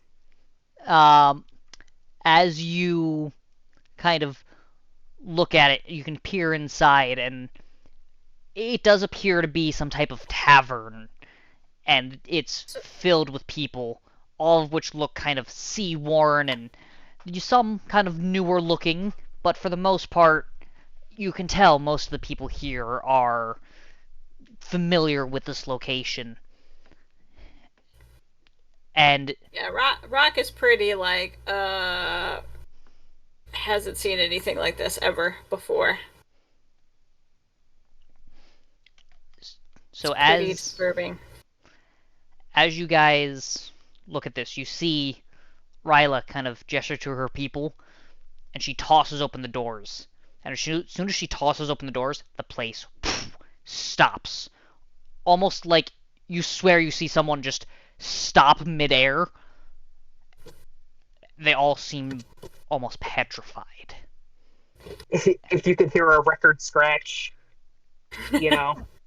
like you literally, as she opened the door, you saw like this larger gentleman like slam another guy down on a table by like his chest piece, and he like wound up to go punch them, and she opened the doors and he just stopped, and everybody looks in her direction. Hear an audible. You see her pull out a dagger from her waistband, and she walks over to this board. You can see this board has papers, tons of papers. And as you guys are brought inside and get closer, you can see they're bounty papers. You see this guy has 50 gold on his head. This guy has 100. Then there's a space at the top where these 3 papers are almost uninterrupted by the rest. And you see one of the top ones is hers, and she rips down the paper and then stabs a new one on the wall. And as medieval fucking MySpace. As she stabs this new one on the wall, you guys can see 22,000 gold pieces. Yikes! And everybody just cheers at this new bounty that's been placed upon the wall. And she takes the old one, like, puts it out towards everybody. And you can see the old one at this point, because she's kind of displaying it to everybody, says 19,500. And she just rips it apart and tosses both pieces aside. And once again, they're Rah! Carry on. And at that, you just see the guy who got slammed down on the table and the other guy ready to punch him just the place kind of livens back up. And she looks around, and you see this kind of pudgy, kind of almost orcish-looking man. It's a human, but he looks like he could be part orc somehow. His nose kind of pushed in and set back.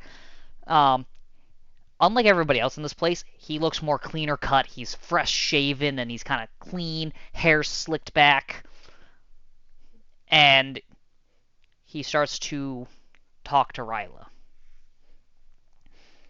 And they start discussing.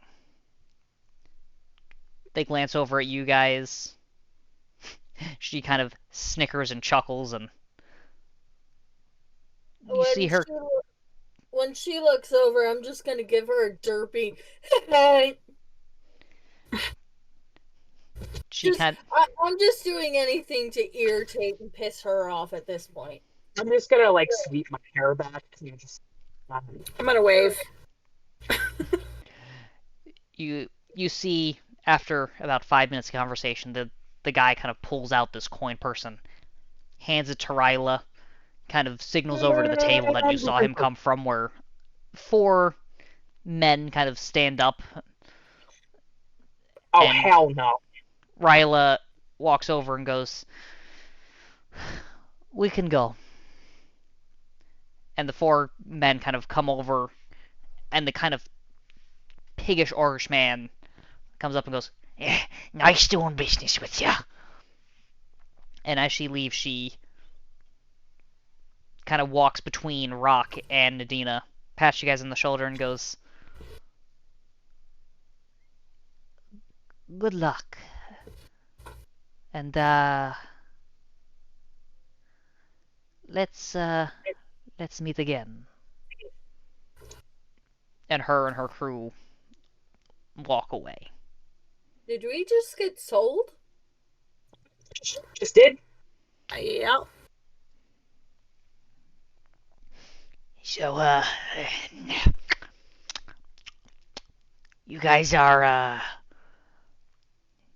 I hear you can hold your own to some extent. That's good. That's very good. Yeah. Would you like to find out? Yeah. And with that, I'm just gonna give him a big, like, burly, "Hi, I'm willing to slash your face in" smile. As you give that smile, you feel things snap onto each of your wrists. Bitch. And he goes, well, we're gonna make good use of you. Yeah. Bring him to the ship, boys. Well, whatever it is, I'm just gonna lean over to Rock again. Whatever it is, it better be pants on. I'm gonna look over at the guy who was just talking to us and say, "What if I don't want to fight for you?" Takes out a dagger and just stabs it into your side. You take 4 points of slashing damage as the dagger goes into your side. And he just twists and yanks it back out. You some bitch. Yeah, you don't have much of a choice. Where are you taking us? Yes, don't worry. We'll be there soon. That walrus pigman's about to fucking catch his own dagger if he fucking tries to touch me. I'm just saying. I'm gonna look out and shout out, "You!" That was unintelligible. Yeah, Bear, you hit the frequency where your mic didn't catch it. I said I'm gonna yell out, "You're a douchebag!" You see, as she's about to leave, she kind of just waves over her head, and then she exits the bar. And as she exits, you feel this mass amount of tension just leave the entire bar. They went back to being rowdy when she kind of signaled them, but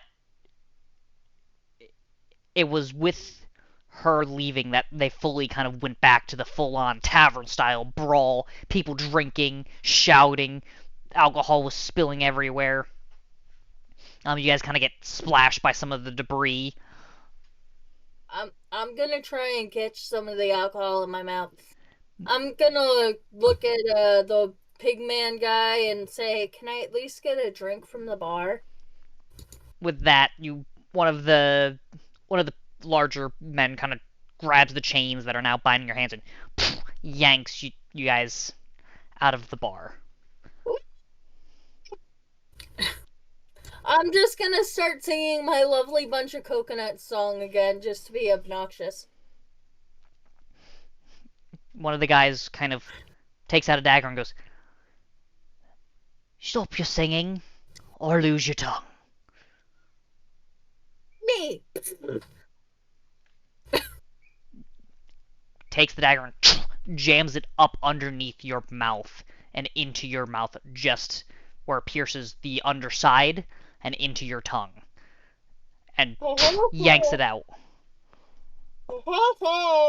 You take 6 points of slashing damage as he yanks the dagger out. Still want to try to sing? Yeah.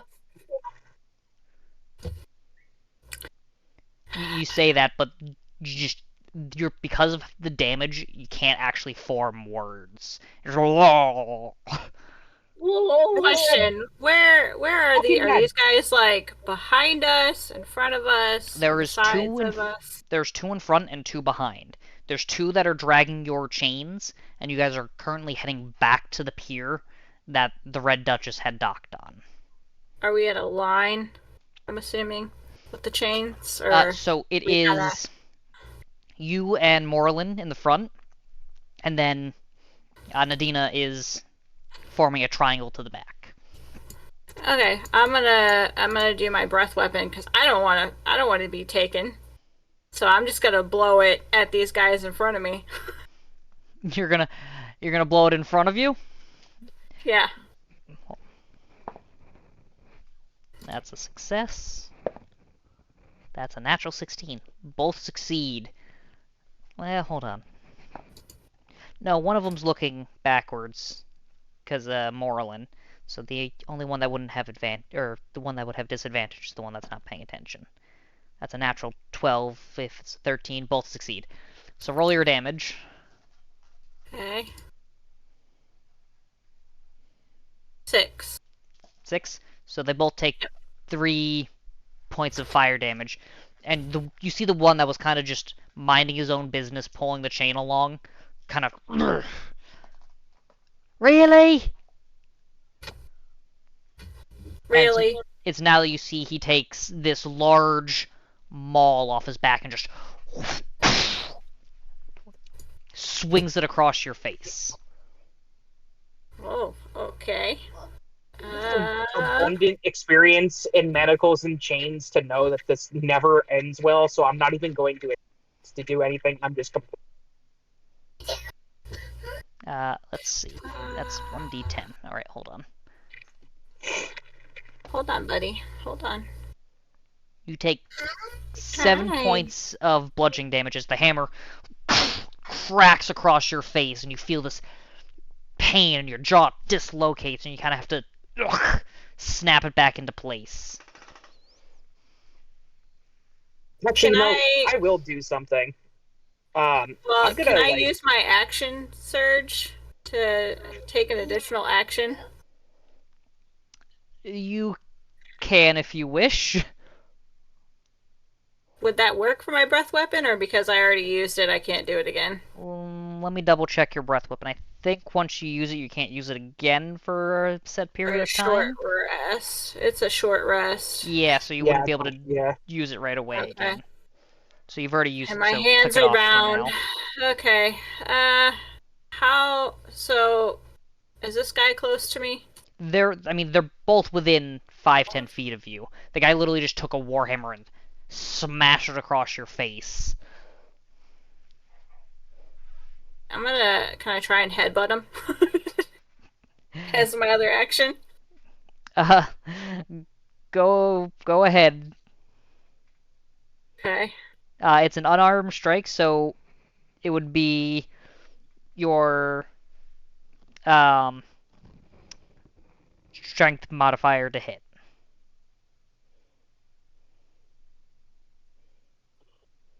23. 23. You headbutt him, and you see his nose. A natural 20 for you? No. His nose kind of busts, and you see blood start dripping down, and he reaches up and resets it as the 5 points of damage contacts him directly. He is going to take the Warhammer. He's going to swing it across your face again. Wonderful. Can I throw a healing word on Brock? Not yet. What was the damage that I took the last time? I didn't track it, sorry. You took 7 points of damage last time. You take 8 points this time. He's going to swing again. You're going to take another 9 points of damage. Oh my god. And he's going to swing again. Oh god, okay. Yeah, you really shouldn't fuck with this guy. He's going to do another 8 points of damage as he just keeps slamming the hammer down into you. I'm gone. I'm blacked out. I'm very dead. You guys see for long. You guys see as this guy just starts wailing into Rock. And Rock, all of a sudden you guys feel the chains go heavy as Rock just and just is dangling there. Now you may use your healing word if you wish. Can I get permission from the man with the giant hammer? Bring it back. What? Okay. If either of you act up again, though, I will toss you to the sea. You regain 9 hit points. Your face is bloody and beaten. It stings. You can definitely feel that parts of your skull are fractured. Your jaw is definitely fractured. Just for, just because I'm a nice guy, I'll dump a fucking on you too. What did you dump on me? You cut out. Cure wounds. Okay. Before that, the other guy pulls you back and goes, "Uh-oh. Nah, just the one." Okay. Just makes it easy to get yours to the ship instead of dragging a corpse. It does seem like where Ryla, while brutal on the outside of the ship, she didn't really do anything to you guys. These guys are not hesitating to just swing.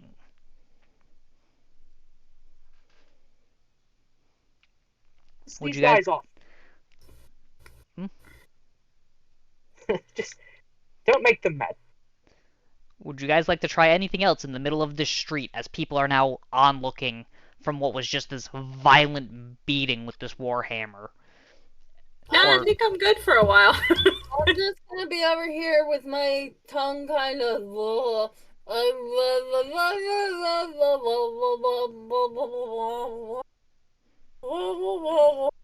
With that, they start dragging you back towards the pier. After about the 10-minute walk back, you get to the pier, and they don't quite stop. Where you see the Red Duchess, which is almost front and center prominent, they walk you kind of further down to what looks... You can't tell if this ship is either really old or really new. It seems to be fairly shiny. Like, you don't see barnacles attached to it. It looks nice and sanded and smooth and clean. But it also looks like it's made up of, like, 6 different woods. It's a better piece of shite. You're really unsure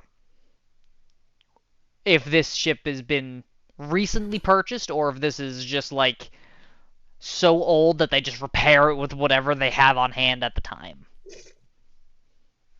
Clearly, we can't judge a book by its cover, though. Yeah. So you guys are dragged onto the ship. And as you are dragged onto the ship, you are put underneath in like a storage hold. it's kind of like a makeshift Wonderful. brig. It's not really a brig, but it, unlike the Red Duchess, it's this kind of just sealed door with these metal bars on the window. You guys do see one singular bed. And they kind of throw you in and go, alright, you're gonna behave here, and any more words at any of you, I will dump your body out at sea. Savvy? That requires a Rock doesn't response. say anything. Savvy! Mon Capitan! Rock's not saying anything. He backhands you. You take 3 points of damage. Woo! I will beat obedience into you. Now, do you understand? I'm gonna Savvy, Mon Capitan! look at him and go, I don't know what that was. I think that was a raspberry. Oh, okay. No. What was it, Aaron? Was it a raspberry or a spit? raspberries. Spitting raspberry. He kind of wipes a little spit from his face.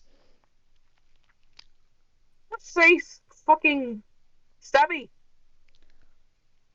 And once again, takes out the warhammer and just Oh, God. winds up right across your face, Morlin. Lovely. How much damage? A lot. You're dead. Goodbye. Well, it was a natural 20. Yep. I rolled a 9. Times 2, 18. 20 points of bludgeoning damage as the hammer just slams across your face. Whoa, Fucking 20? cracks you one. 20. Hold up. 2-0. 2-0. Oh, I'm dead. I'm below dead. Like, I'm dead. You're negative dead. It's great. He wasn't going for lethal, so you're actually only unconscious. Okay. Because they did just pay for you. So he's not trying to kill you yet, he's just trying to knock some obedience into you. Well, we don't know that. But you guys see her Probably just... buy more. You just see Morlin spin around like twice and just slam onto the floor. I'm Looks not back... gonna lie. That was kind of funny. Looks back to you, Rock. Savvy? Say it. Unblinking. They glare. You feel his breath. You can smell it. He has not brushed in Savvy. days. It is terrible and wet and moist just on your face. Savvy. Savvy. Backs out and just slams the door shut. And with that, I'm going to take a momentary break to go say goodnight to my kid. Fair Is that enough. cool? You may go Okay. say goodnight. Okay, I'll be right back. Alright.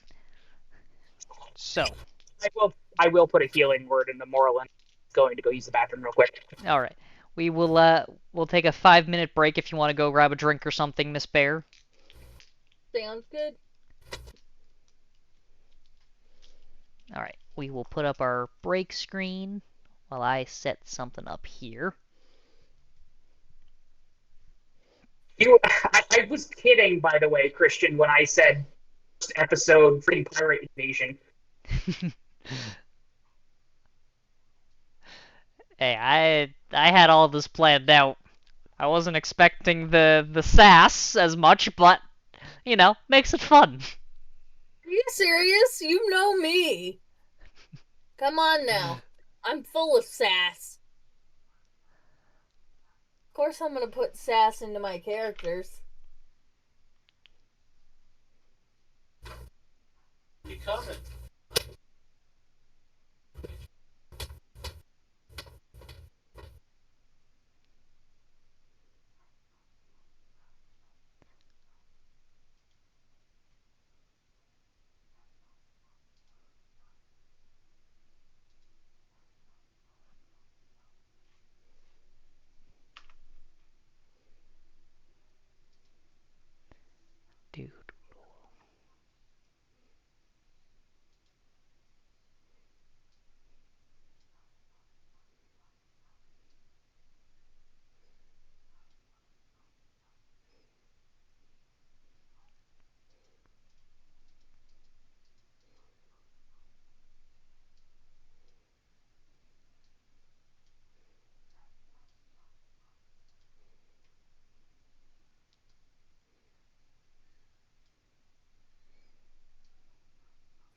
Yeesh, that was something.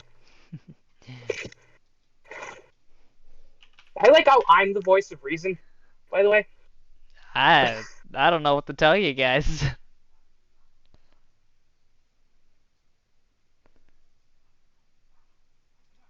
Although it does make sense. I'll be right back. I have a Jeremy to give meds to. Nope, not a problem. Well, like I said, we're taking a quick break while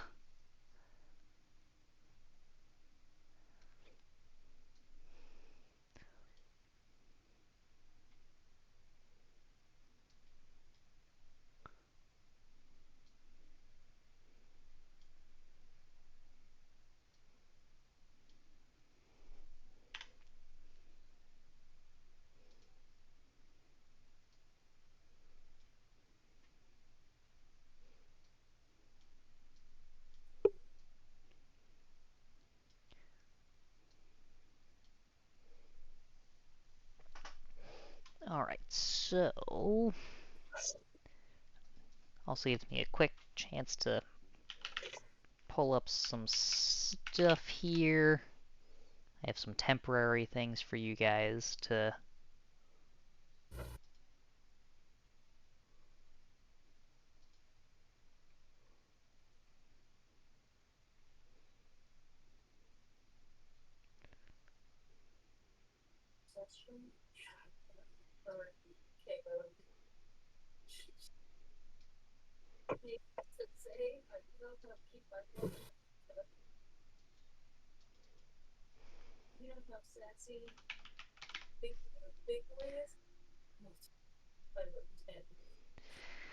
Alright, also, while we're taking our quick break for another 2 minutes, hi, anybody in chat? I know I haven't been responding, but I've been doing my talking. I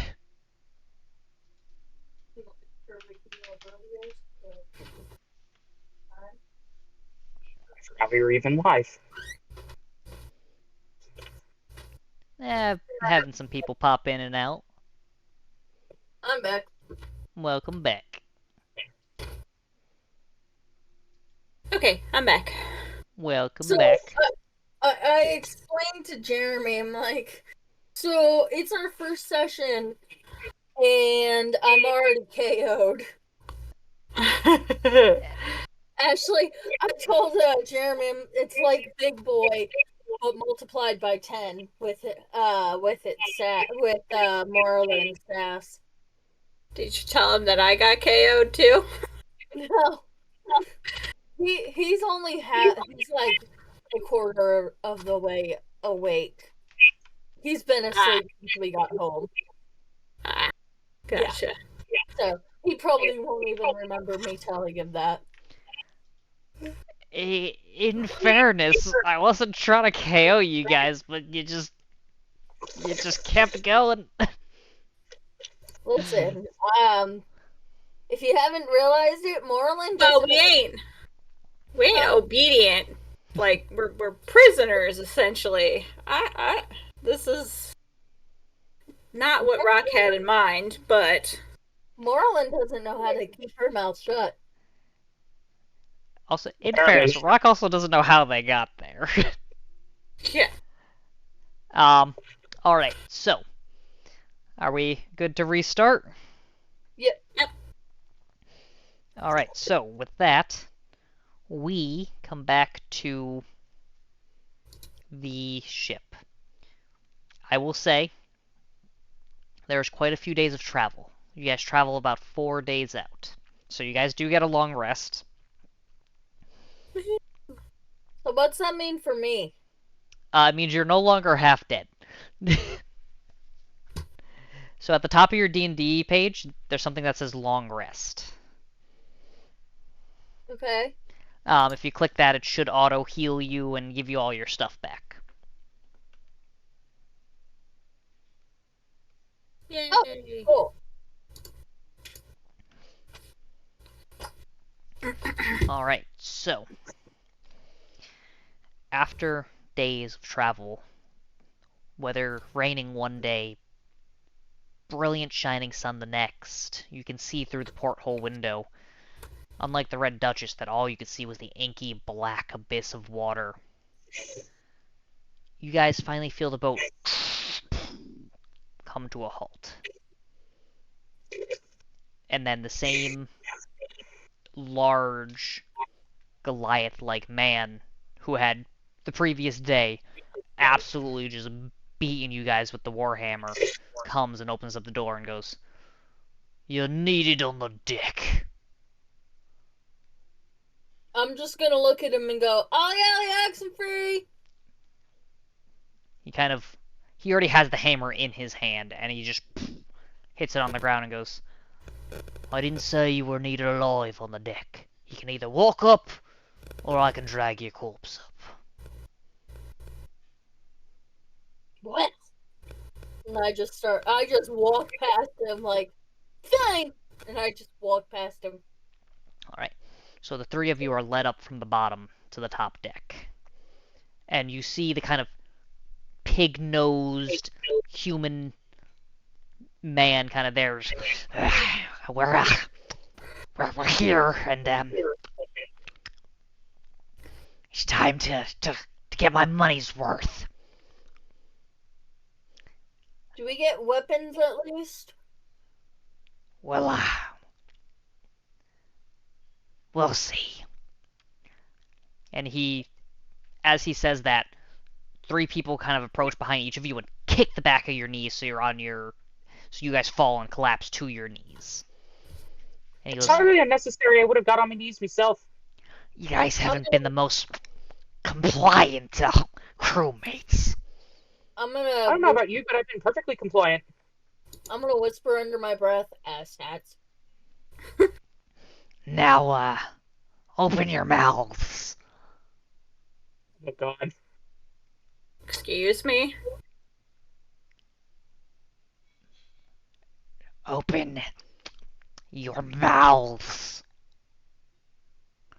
Why? Are you guys also questioning, or are you just complying?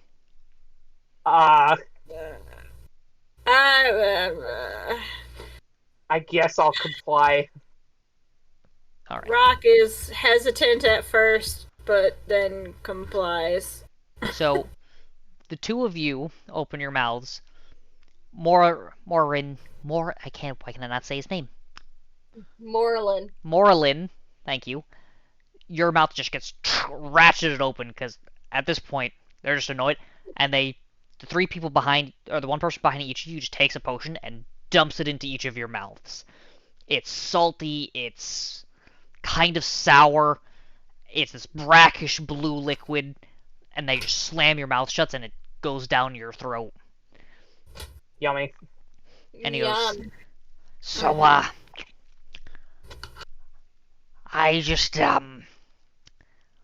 I just gave you some water breathing potions.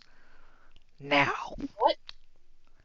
we're a few days from land, but if you think you can swim that far without being eaten or attacked, by all means, you can try to swim to shore. But you probably won't make it." Yeah, I'm a 325-pound bear. I ain't gonna make it. My boy's a fat ass. Now, your jobs. And he has the other guys lift you back up, and he brings you to the edge of the water and has you look down. And you guys have to focus for a minute. It's fairly far down, and you can see it gets a little bit on the darker side. But about 75 feet down, you can see what is a broken shipwreck. Now, down there's supposed to be a chest filled with some coin. I don't want to risk any of my men going down there, so you're gonna go retrieve it for me. Are we clear? Crystalline, mon capitaine. I'm just gonna look at him. Mape. Rock's gonna nod. Looks at Morlin. Are we clear? Mape. 6 points of bludgeoning damage as the hammer hits the back of your head. Never said I was smart.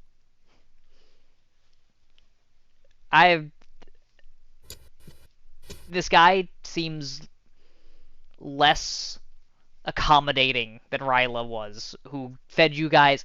You guys barely got food on this journey, enough to keep you sustained, but this guy seems like he's less in a jovial mood, as when he nodded, you just saw the Goliath behind you just with the Warhammer. And he looks at you one more time and goes, Are we clear? Yeah, whatever. And with that, the three of you are pushed into the water. As you guys are pushed into the water, you see them walk over to the edge, and they do drop some weapons for you. You guys got an hour. I'd be quick. Aye, bitch. No, with that, I quickly plunge into the water. Alright. As the three... Oh, make sure you take your 6 points of bludgeoning damage, Miss Bear. Alright. So as the three of you plunge into the water... Now, water is not like land. It is difficult terrain, so your movement speed is halved. So this shipwreck is about 75 feet down. It takes you a little while to get down there, and as you go further and further down, it does get darker and darker and darker. Can I have a, in this particular case, a swimming order? I'm gonna vote that Rock goes first, as she's the one that can see in the dark. That would be smart. I will say it's not deep enough where it's completely dark. You guys can still see. It's only usually about after 100 feet down that it starts to become harder for light to penetrate. So I will say you guys do still have full vision down here. I still vote that Rock goes first. I'll go first. Alright, so I got Rock, and then I have... I'll bring up the rear. Alright, Okay. so Morland's in the center as you guys start to swim down. You guys kind of grab the weapons that are slowly sinking. 5 feet, 10 feet, 15, 20, 25, 30. Rock, as the leader, give me a perception check, please. Okay.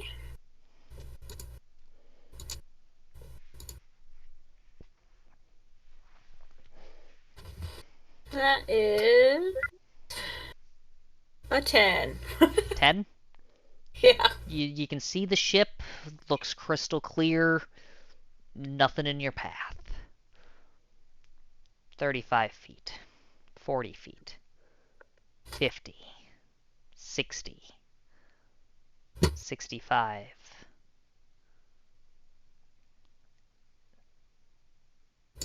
I need you guys to roll me initiative.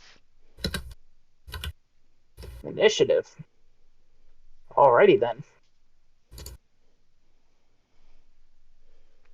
21 for me. 7 for me. Nat 20. For a total of... What's the... To the top there would be the initiative count. It's kind of centralized in your thing on the top. It's right next to your armor class. Just hit that. Just click on that and it'll roll. Alright, Okay. so 23 total?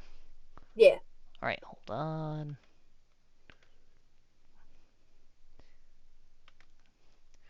Alright, so Morlin had a 23, you had a 7, Nadina, and Rock, you had a what?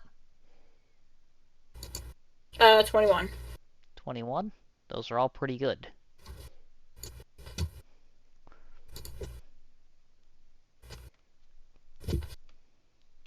Okay, you can say a 7 sucks. So, I prefer in this case to bring up the rear anyway. well, it is in fact you who is first alerted to danger as one of these sharks that is approaching gets a surprise round on you Boy! as it swims from behind and just darts forward, taking a chunk out of your side. You see two more kind of circle out from the shipwreck and start to go towards the new, fresh smell of blood. We don't we don't get a dun dun dun dun dun dun dun dun, dun warning. That is copyright. It's only copyright if it's Spielberg. Yeah, add your own flair to it. It would have advantage because it's a surprise.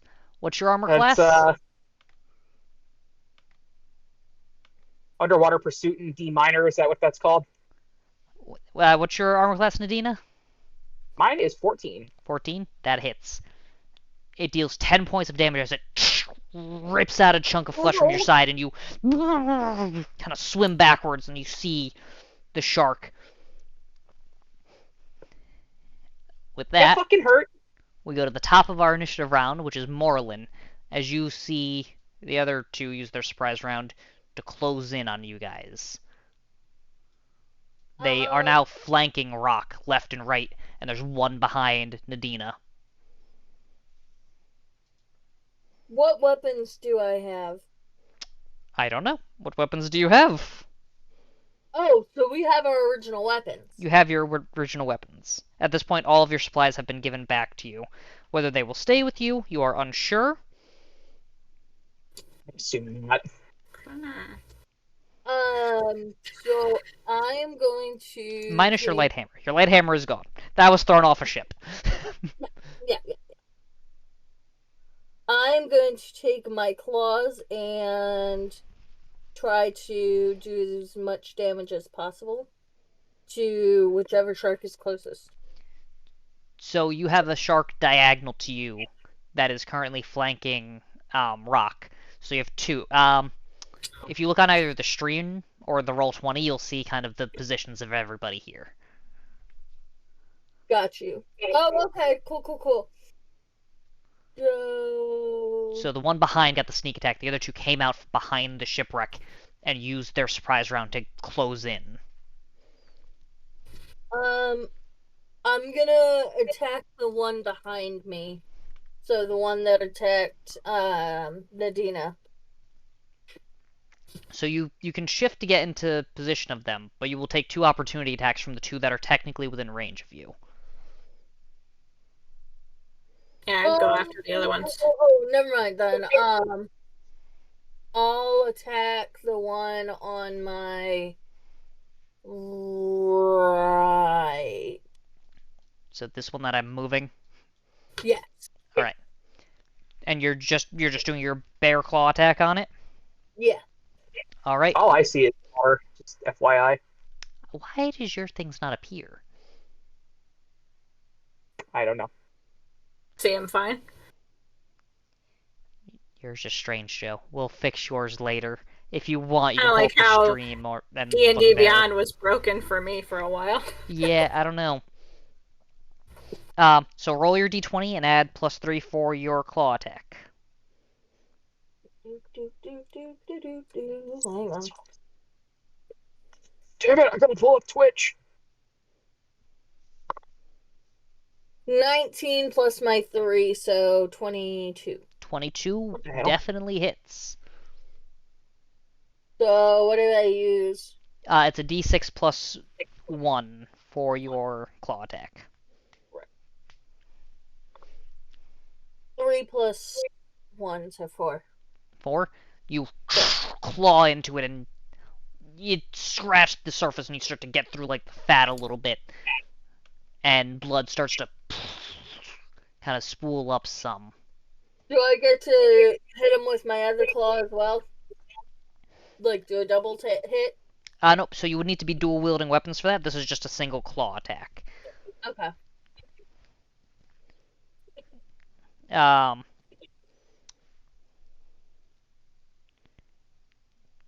I will say, let's see, do you have...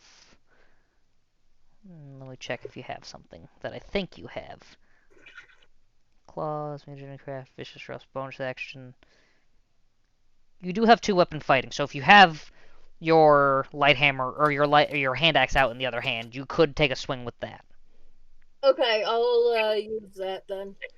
Alright, so roll your d20, add 3 again, and it's basically the same thing as a claw attack. Gotcha. 11 plus my 3, so 14. 14 will hit. Alright. Why is this being a bastard? So this one's just a straight d6 roll, because I don't think you have the 2 weapon fighting feat yet that adds your modifier on it, so it's just a straight d6. Right, that's gonna be 4. 4? Alrighty. Is that the end of your turn? Can I move back some? You can't. You can try to move back, but you risk opportunity attacks from the 2 sharks that are next to you.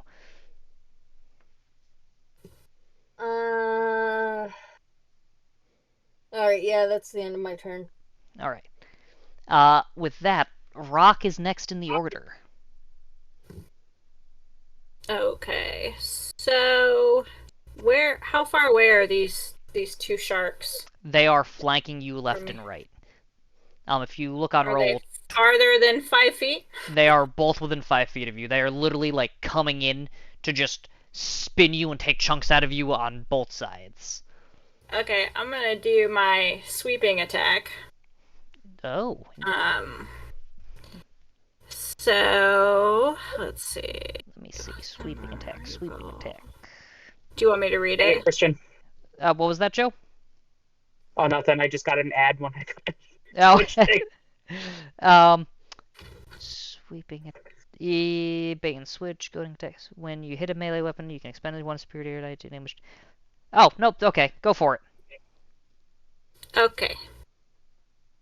So with the way that this superiority die stuff work, I can use up to 4 of them? No, so it's 1 per. Or I use 1d8 yeah. per. Okay. Wasn't really sure how to use those. Okay. So yeah, Can I use this with both of my melee weapons? Because I have basically 2 hand axes, 1 for each hand. Or is it just 1 hand sweep? So it's 1 to hit. You would use a sweeping attack to hit another. And you can take a bonus action if you want to do 2 weapon fighting, which would give you just another basic hit for the hand. I relaunched Roll20 and it worked. Hold on. Okay, so what did you say, Nadine? I just said that I relaunched Roll20 and now I can see things. Oh. Okay. You were talking at the same time, so. Oh, I'm sorry. I was just talking to myself. My bad. That's okay. Okay, repeat that again. Alright, so make your first attack on the shark. You have the shark on your left and your right here. Okay, using one of the hand axes? Yep. Okay. Which one is she attacking? I got a 10. 10? 10 misses. Yeah. So Okay. It's difficult. You never fought in water before, and it has more resistance than you thought, and you hit the shark, but it slows down enough where you just kind of go boing, boing, boing, boing, and it kind of just bounces off the blubber of the shark. Okay. So the original attack did not hit, which means your sweeping attack also does not hit. Boo. Bummer. But you can, Bummer. if you want, you can do, because you have two of them, you can do 2-weapon fighting and use them to bonus attack to just do a attack on another shark if you would like, or on the other shark. Yeah, I would like. Alright, so roll a d20, and this one's just a straight damage roll if you hit, no modifiers, unless you have 2-weapon fighting, which I cannot remember if you do or not. That's a good question. I don't know either. I don't Where would think that be at? It would be in feats. I'll take a look while you roll your thing. Okay. Come on, please roll decently. Okay, 12. 12? That just hits. Yes. Which one are you? Which one is she attacking? Are you That's a good question. left or right one? The left one is the one to your left on the screen here is the one that just got hit. Okay, I'm gonna do that one. Alright. So roll your d6. No modifier in this one unless I figure out if you have 2-weapon fighting, which I don't think you do.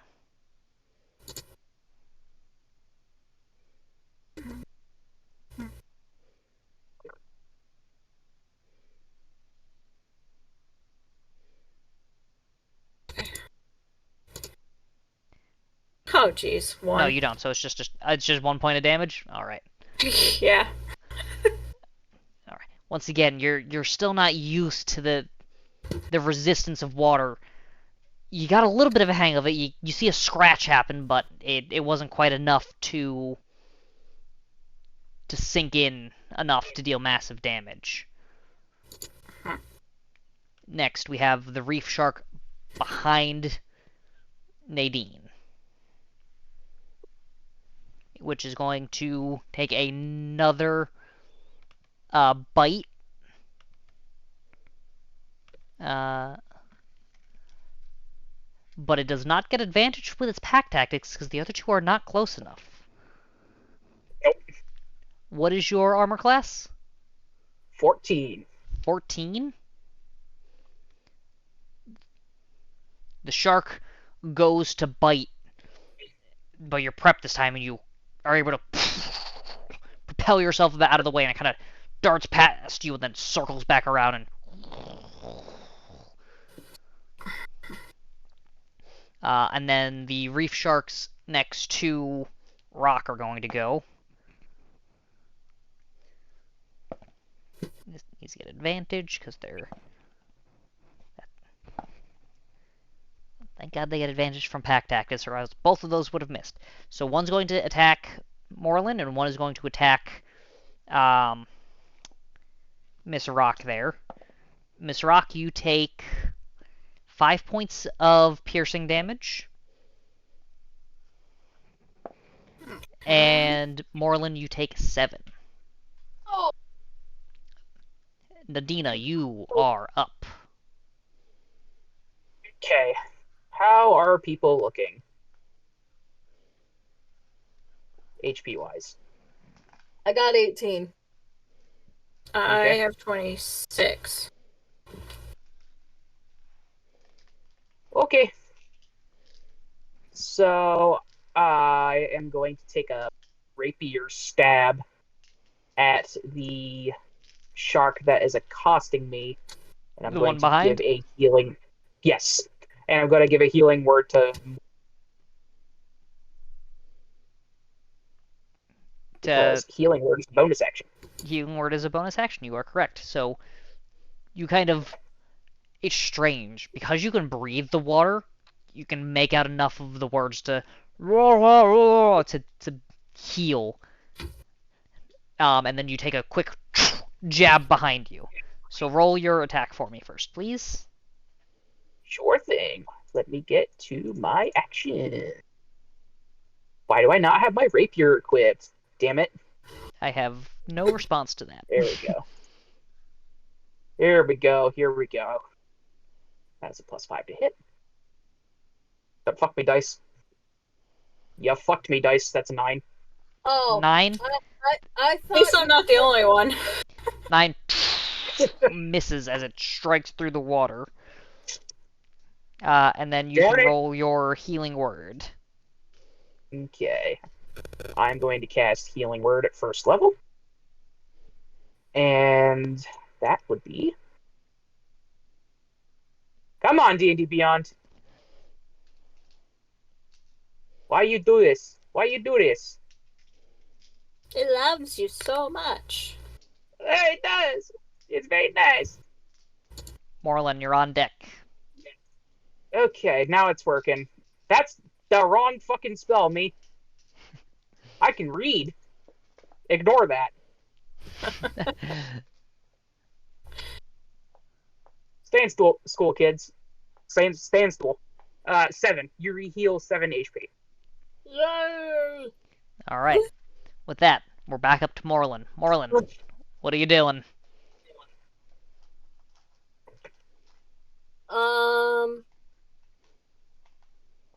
I'm going to attack the one on the right again. Alright. Wait, so I got how much healing? Sorry. 7.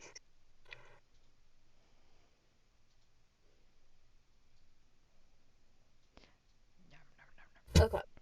Much appreciated, sir. No problem. Alright, yeah, I'm Here going for to attack the one on the right.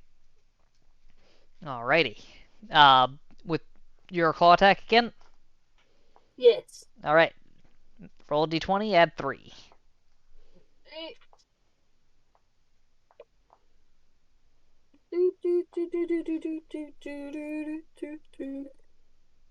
15 plus 3. That'll hit. 18. Roll your damage. Rock, you're on deck, by the way. Okay. Solid 6. 6. That one is looking hurt. Alright, is that at the end of your turn? Can I swing with my hand axe? You can bonus action swing with your hand axe. Alright, so that's another d20 That's another d20. with my 6. That's a 14 plus 3, so 17. 17 definitely hits. This one's Ew. just a 1d6, so don't add any modifiers, it's just a d6. Okay. 2. 2. That one is fiercely looking hurt. Alright, Rock. You are up. Okay, I'm gonna try the sweeping attack again. Yo, before your weight. Sorry, I'm trying. It's not my fault. Alright, so make your attack on the first... Which shark are you aiming for? Your one on your left or your right there? The one that's looking the most hurt Alright, that's the one on your right left. now. Okie dokie. Alright, so roll your attack to hit. Oh, come on. 8. Is that with your modifier? Yes. the dice are just evil. 8. Say I cool, mistress. Can't quite make purchase on there. So your Hate sweeping this attack, underwater crap. your sweeping attack also misses. You do get your bonus Okay. action if you want to swing with a Yeah, the I'm extra gonna try action. and swing again. Yeah. All right, swing away. Oh, okay. Yeah, that's a little better. 13. That one will hit. It's just a d6, no Yay! modifier. So just a d6 and swing away. I gotta get a 1. I'm gonna get a 1. Yay! Woohoo! The fact that you called that. Oh, I just know how lucky I am with rolling. This shark is not looking good.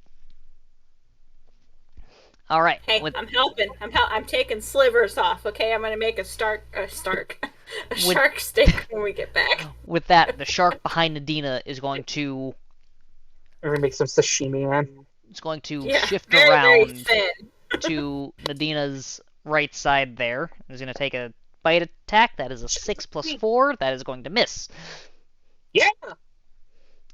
The shark, when it's shifting around, tries to take a bite as it's swimming around and just can't seem to grab purchase again. It's a creature of instinct. It's hurt. This shark is going to try to run. So both of you do get an opportunity attack against it. Oh, no, you don't. It is hurt. It is scared. Usually it's one of the biggest things in the sea, and right now it is not. It's being made into a bitch. Who gets an attack of opportunity? Both Moreland and Rock get an attack of opportunity on it. Woo!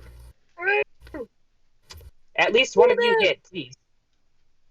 Did we just roll a d20 for that? So whatever your basic weapon attack is. So for Moreland, if you're using your claw, it's your d20 plus 3. For you, it's your hand axe plus whatever. So 6. It's just a normal weapon attack. To see if you hit while it's trying to flee. Come on, come on. 15. 15 will hit. Roll your damage. Yes. 10. 10? Yeah. The shark turns to flee, and as you go and swing to stop it from going away, you somehow you realize how the kind of water resistance is acting, and you slice through its head, and its head separates from its body and starts to float upwards. Yeah. I helped. Good job. Yay. The third shark, seeing this, is going to try to take a bite out of you, Rock, with a natural 20. Oh boy. Where's my d8? There it is. That's gonna hurt a little bit. 6, 12, 14 points of damage as it smells the blood and enters its gills, and it just enters a frenzy and just bites into you. I am going to... Let's see. Well, I'm going to do a vengeful attack on it. Is that a reaction? I think that is. Yes, that is. Take damage from a creature in range. Yep. It is a flatback. Yep. Alright. Do we have to roll for that one when you take damage? I don't think she can, by the way. Why? Hold on. She took an opportunity attack. I believe that uses your reaction. That does use the reaction. Yes, you are correct, Joe. Okay. Sorry. It's all good. But with that, it is Nadina's turn. Moreland, you are on deck. I'll just get laid. I am going to repeat my first turn, and I'm going to stab and healing word. This time I'm going. Because Rock took a nasty fucking bite, and that's... Give me your stab attack first, please. No problemo. Oh, for fuck's sake! Oh, 12. 12 does hit. 12 just hits. I mean, oh, for fuck's sake, yes. Oh, yes! 12 is exactly what you needed. Hi, Kudish. 4. I rolled a 1 on the die. I mean, 4 is still a hit. Barely. Alright. You roll your healing word for me. Moreland, what you doing? No problemo. So, which one is more hurt? Currently, the one that is behind you attacking Nadina is the most injured one.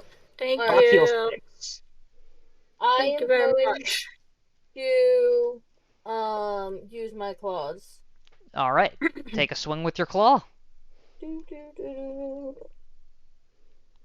plus the 3, yeah. 21 does hit. Roll your damage. 4. 4?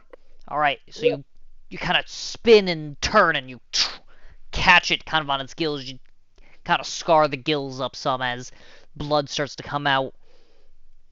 It's looking a little bit beaten up. Alright, I'm gonna take my hand axe. Bonus action hand axe? Go for it.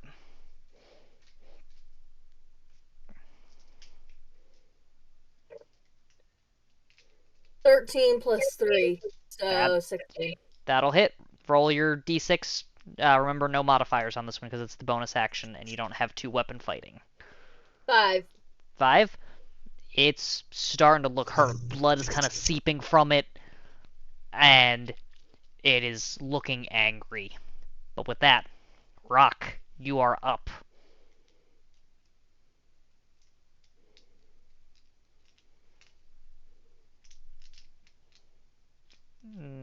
Ashley? Sorry, I forgot I had myself muted. Okay, I'm gonna hit the one that is closest to me. Alrighty, go for it. Oh, now you roll better. 19. 19 definitely hits. Yay! She actually does something. Hey, listen. 7 damage. 7 damage? That's pretty good. Yeah. Oh, look, Rock's useful. The shade right now. It's okay. It's okay. Alright, anything else on your turn? Nah. You still have your bonus action Well, if you want it. I'll do the bonus You action. have your bonus just hit action a and your bit in. movement. Yeah, I'll just hit at it again. Alright, give me a swing. 16 will hit. 16. It's just a d6, no modifier on this one. Yeah. Okay. 2. 2? Yep. Alright. Now, you still have your movement.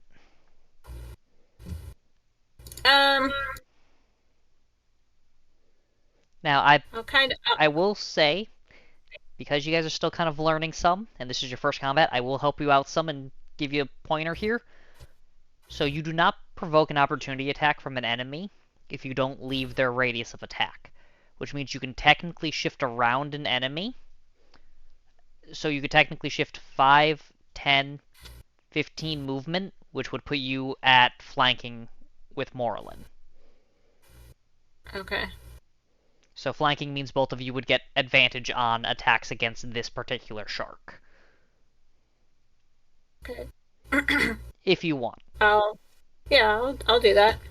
But because you and Bear are still learning some, I will, for this one combat, I will help you out with that. Appreciates you. Alright. So with that, we are up to the shark behind Nadina, who is hurt, it is angry, and it is finally hitting with a 12 plus 4, 16, I think. Who's it hitting? Yes. Yeah, it is attacking Nadina. 6. You take 8 points of piercing damage as it gashes into you. And then we come to the second reef shark, who, as you're rotating around it, it's going to try to lash out. Rolls a 3, and it's going to miss its attack. Yeah. Nadina, you are up. Dump a second level cure wounds on myself. Fair enough. That hurt. So that is your action. You still have your bonus action and your movement if you want it.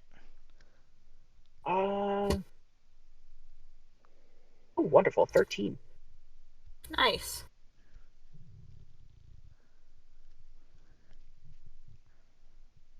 Yeah, are you? I am going to...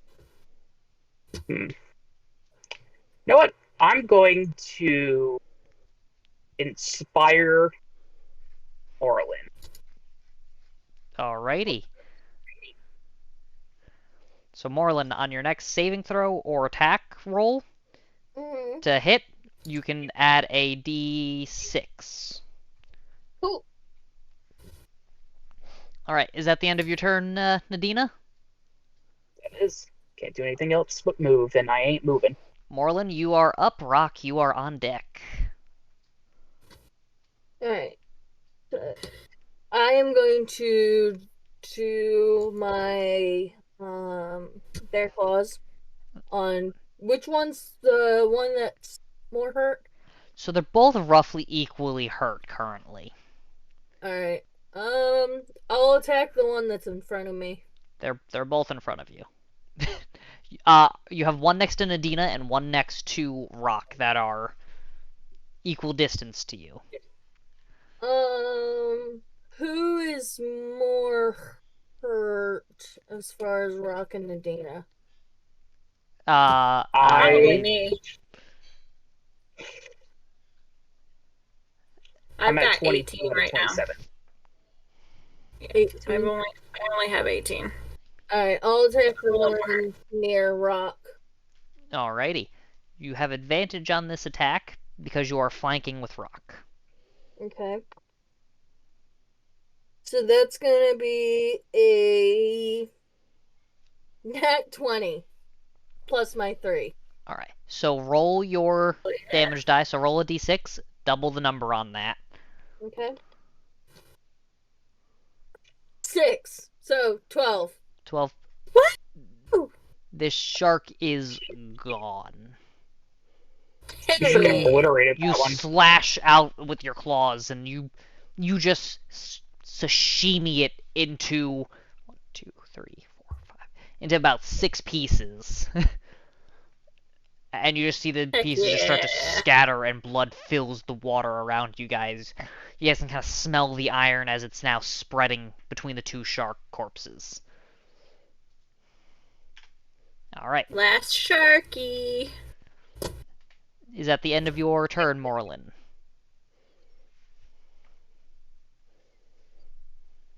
I'm gonna hit it with my hand. I'm gonna hit the other one with my hand axe. Alright. Make an attack.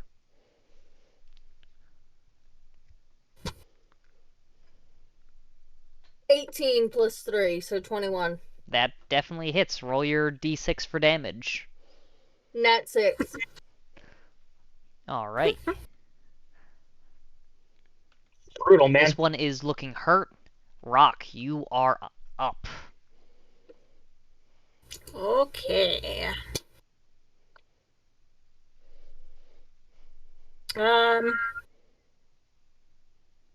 I just gonna hit it with my hand axe. Am I close enough? Do I need to get closer to it? You would need to get closer. Okay. Well, then I'll swim up to it. Alright, so Do I have enough? you have plenty of movement. Yeah, you have Okay. 15 movement, so it would put you right in front of it if you wanted to use your movement there. Yeah. And then I'll slice at it. Alright, give me an attack. 13. 13 just hits. Okay. 7. 7 points? Yep. So, Miss Ashley. Yeah. Describe your final kill. Oh gosh, okay. Let's just say I get inspired by Marlin, and I just hightail it over to the next shark and just wind it up and just slash its guts out.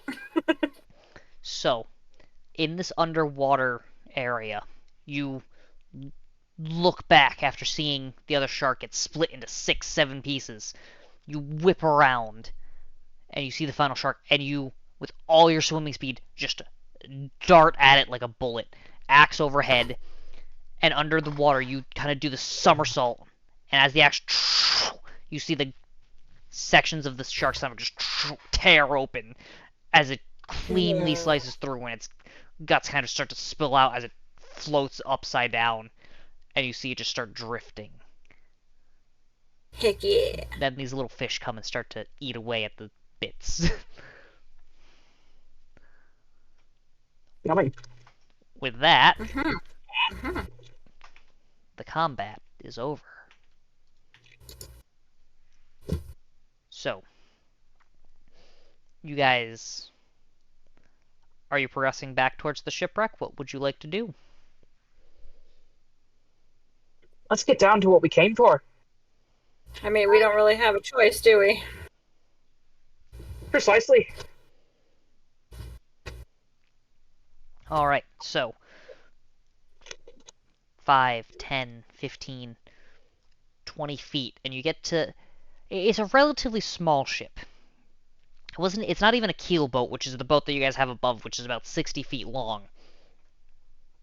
Which even the keel boat is the smallest ship that you saw in that harbor. It can usually be manned with about 3-5 people, give or take. This one's smaller. This one was almost like a personal sailing vessel. So I would like you guys to give me an investigation check to see if you can find anything. Sure thing. That's our D20, yes? D20 plus your investigation, yes. 15. 17.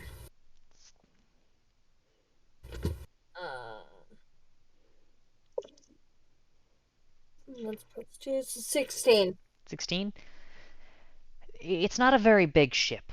You guys kind of all spot it at the same time. This small chest. It's got this lock on it. It's fairly rusted from the seawater. Who is picking it up? I will. Alright, Oh, yeah, I vote the bear. so Morlin picks up the chest.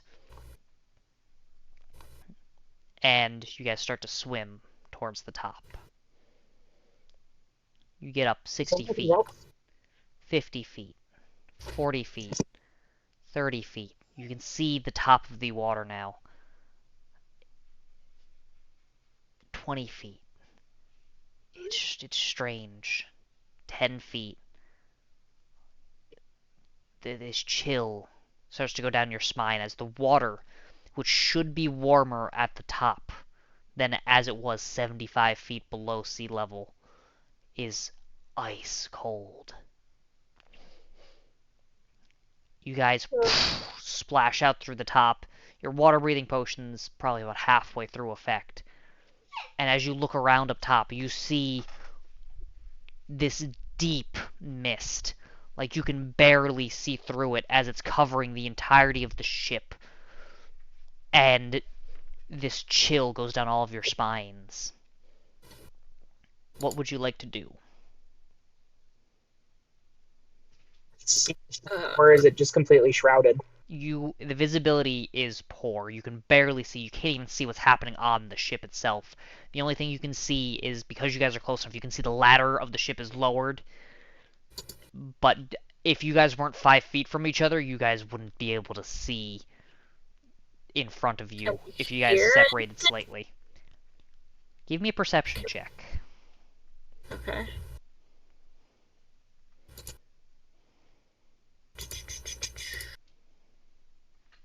Whoa. Wow. 4. 4? Yeah.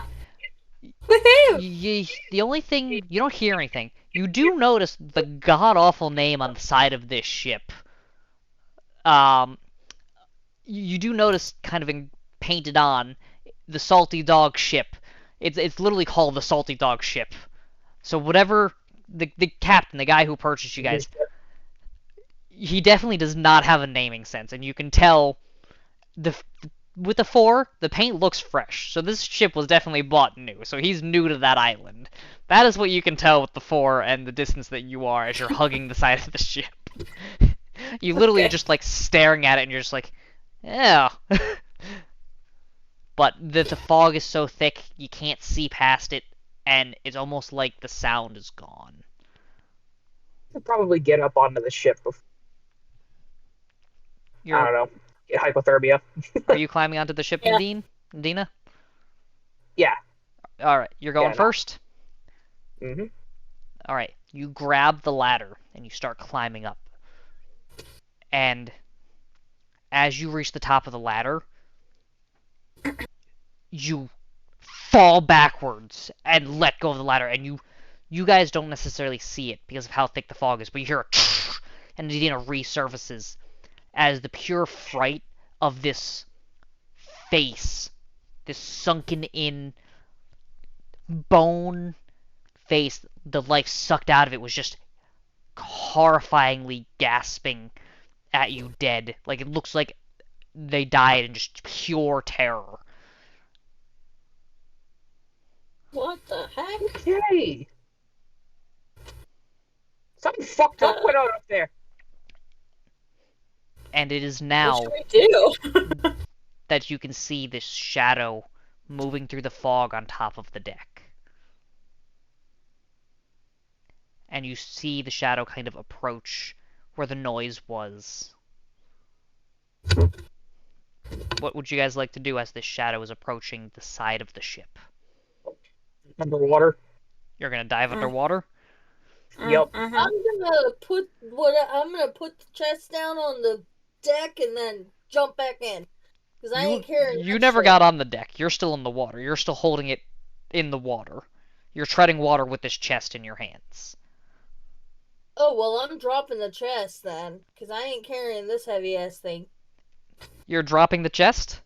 I am dropping the chest. You guys see Marlin drop the chest and it start to sink back down to the bottom. I try to grab it Give before it me goes down. a dexterity check with disadvantage. So you're roll a d20, add your dexterity modifier, but with disadvantage. Okay. So that was a 15. And so what is disadvantage? How do I do Disadvantage that? means you roll again, and whichever the two Okay. numbers is lower, you take it. Okay. Oh gosh. So 8. 8. Yep. You're slightly far away from Moreland. You see them drop the chest, but you just can't dive in time to grab it, and you see it slowly start to sink further. Nadina, you, who have already dived underwater, you just start to see this chest floating past you. I'll make a tab for it. Give me a dexterity check with disadvantage. Come on. Come on. The check. Yep, Let's so go. just dexterity modifier plus d20. That's an 11. And that's a 15, so 11. Easy enough. The DC on it wasn't necessarily high. The DC was a 10. You very easily just I was reach like, out. gotta get a 10. Yeah, it was more of the difficulty of moving in the water and not being able to see through the fog. Well, But you're under the I water, saw, which means the fog isn't really obscuring you, so your only challenge really is the water. So you reach out and you grab it. so I saw fucking spooky life sucked from dead body kind of shit. Can we, like, bust the lock on this chest and up why they were wanting us to get it? So first, if you guys are diving underwater to hide from this figure, I need a group stealth check. So what do we roll? D20 plus your stealth modifier. Oh yeah, 18. Nice. 20. Nice. 19. Would she be at disadvantage? Oh yeah, I'm because at she's wearing- disadvantage, so I gotta do it again. I just saw that too. Yep, because you're in a 9. heavier armor. 9? Mhm. Alright, I will Me say, too. She's in water and not clumping around. Would that make a difference? she's at the top of the water and she's trying to quickly go underneath. And the weight of this armor does make extra noise. But I will say, with the two of you succeeding, you guys are able to kind of pull the armor away from her and drag her underneath the water. Just in time as you see this ghostly figure, this long, gnarled hand, skeletal, and you can see bone kind of piercing through the ends, almost like the skin can't contain the bones. Not that it's ripped off, like it almost grew through the skin and just kept going. Kind of creep its way out and wrap its way around the railing. And you see this black hooded face. You can't see the face, it's obscured by all the fog. Kind of look left, right, and then it disappears. And as it disappears, you almost see the fog go with it as the skies, they don't fully clear, but it does lessen enough where you can now see almost each other clearly, even at a bit of a distance. What would you like to do?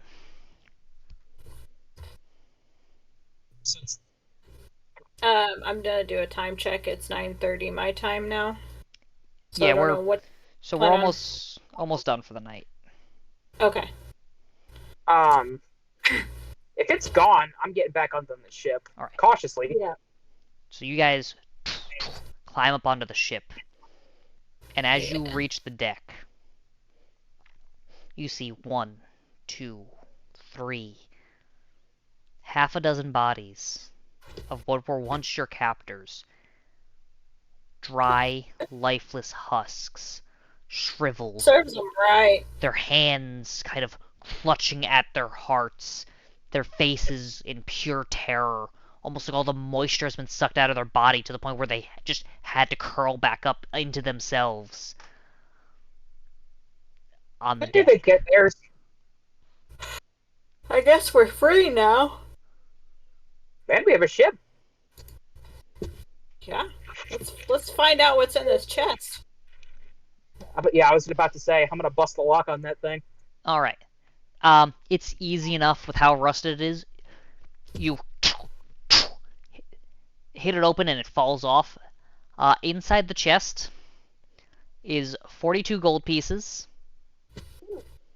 70 silver pieces, 30 copper pieces, and 1 small pale blue gemstone. Cool. For this.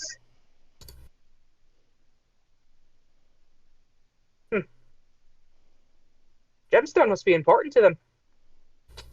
I will say the gemstone is just a blue quartz that's worth 10 gold pieces. Ah. Why, Well, why that's did they okay. waste 3 water breathing potions on us to that? They're stupid. You can get the sense from spending a bit of time with them. They're kind of new at this. They don't really know what they're doing. They probably heard about treasure and was like, let's go! Yeah. Well, they were lucky they had, I guess, some strong people to keep us in line. But yeah, they pretty dumb. What? Anybody It's know how to funny. steer? What's that? Ugh.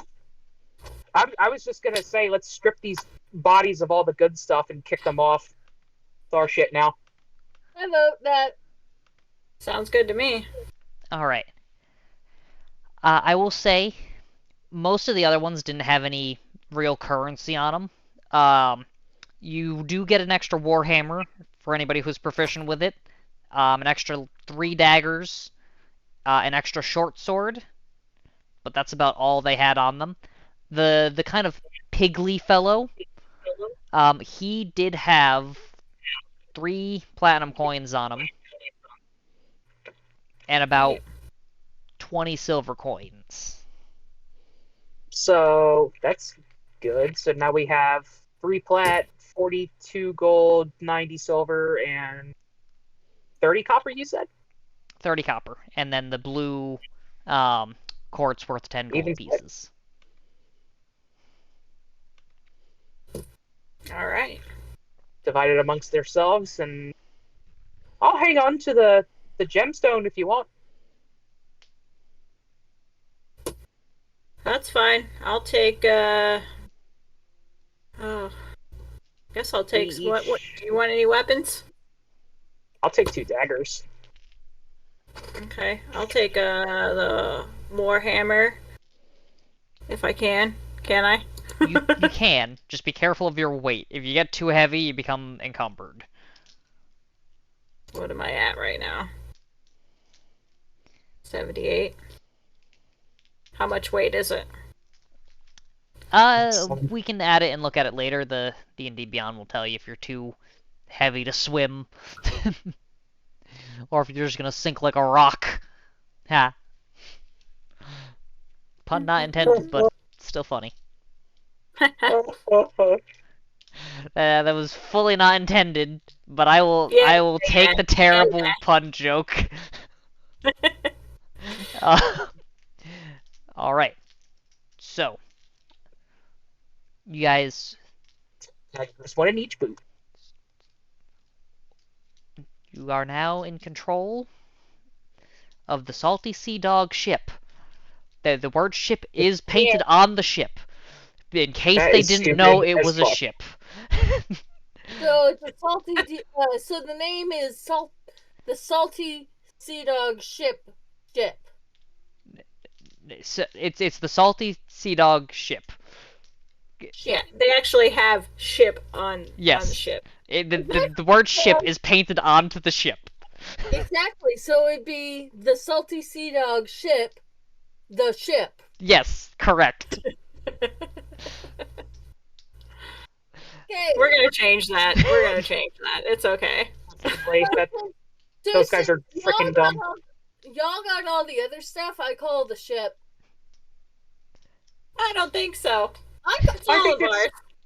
I think that's called joint ownership. Yeah. Well, you guys didn't want to do joint ownership. Y'all just took everything and left me behind. Excuse me, we divided What are the you money. talking about? Yeah. You can have the short sword and the other dagger.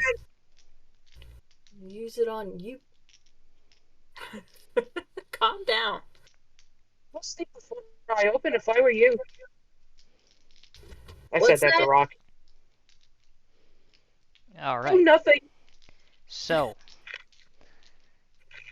with that, where are you guys sailing? Far away from that lot.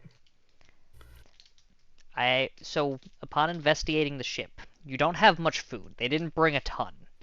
You have about 4 days worth of food. You're not sure how close the nearest actual part of land is. Did we find a map or anything on this ship? You did not. To say, let's go to the captain's cabin, if you will, and see if those dummies had a map or anything. You can give me... Two of you can give me an investigation check, or one of you with advantage if you would like. Well, since you were gonna head in there, I'll just let you do advantage. Word.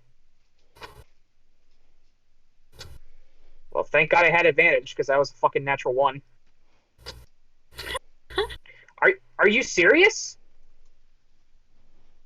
2 in a row? Did you get 2 natural ones? 2 natural 1s? Are you serious? You go to open the captain's cabin and you...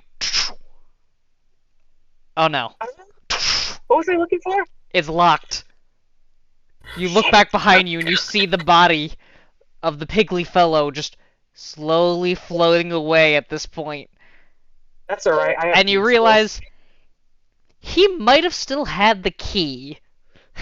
I said we stripped the fuckers of all their valuables, including a key, I would assume. I'm not that stupid. Maybe it was shoved up his...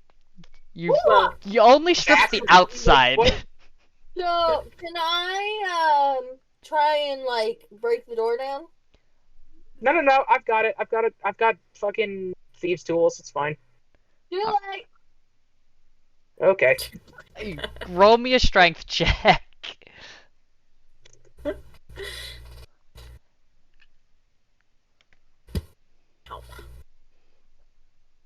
Let's... I'm gonna finesse this shit, and then it's just like, nah. That's a nat 20 plus... What are these rolls? Right? That's it. Nat 20 plus my 1. So, 21. Do this herself. You guys now need to replace a door, but it is open. Fine. As the door Fine. splinters and explodes inwards. At least I presume like, we're on a breathe ship fire full of on it. females, it doesn't matter. Moreland is male. What's that? And I'm non-binary. Okay, fair enough.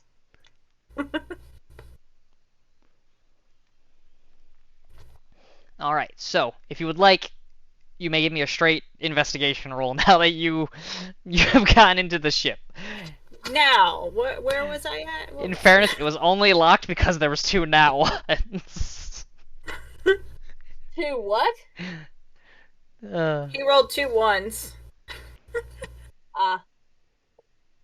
Shocked from that stupid ghost thing. Yeah. That's as I swear this never happens. Sure, All right. sure. So, are you proficient with the thieves? Oh no, you didn't pick the lock. That's right. So what was your investigation roll? Oh, for the cabin? Yep. Do I have to roll again? Or are you counting the ones from earlier? No, so because the door is now open, you may roll again. Okay, cool. Like I said, the door was literally only locked because you got the 2 nat ones, and it was funnier that way. The door got busted open, and he just keeps going forward, just mindlessly. Damn it! Have I had advantage again? Nope, just straight roll on this one. Book 9. 9. There's not much in the cabin. They literally just bought the ship. The guy doesn't even have a desk. It's just a bed and a small, personal chest that is empty. I think whatever was on the ship did them a favor. They were a couple of coins short of a full purse. These guys suck at being pirates or whatever you want to call them. I will say, you do find it's difficult to call this a map. It literally has where you guys started and where the treasure is, and nothing else. Well, I suppose, going back. Go back there. Yeah, the person who bought us is dead. We don't have any obligation to anybody anymore. If we show back up at that place, and only us are on the ship, we could act like total badasses. I was gonna say, we get so much cred, Dude. We gotta act like we just annihilated everybody on the ship. Yeah, no, we're great. We're just fabulous. We destroyed them.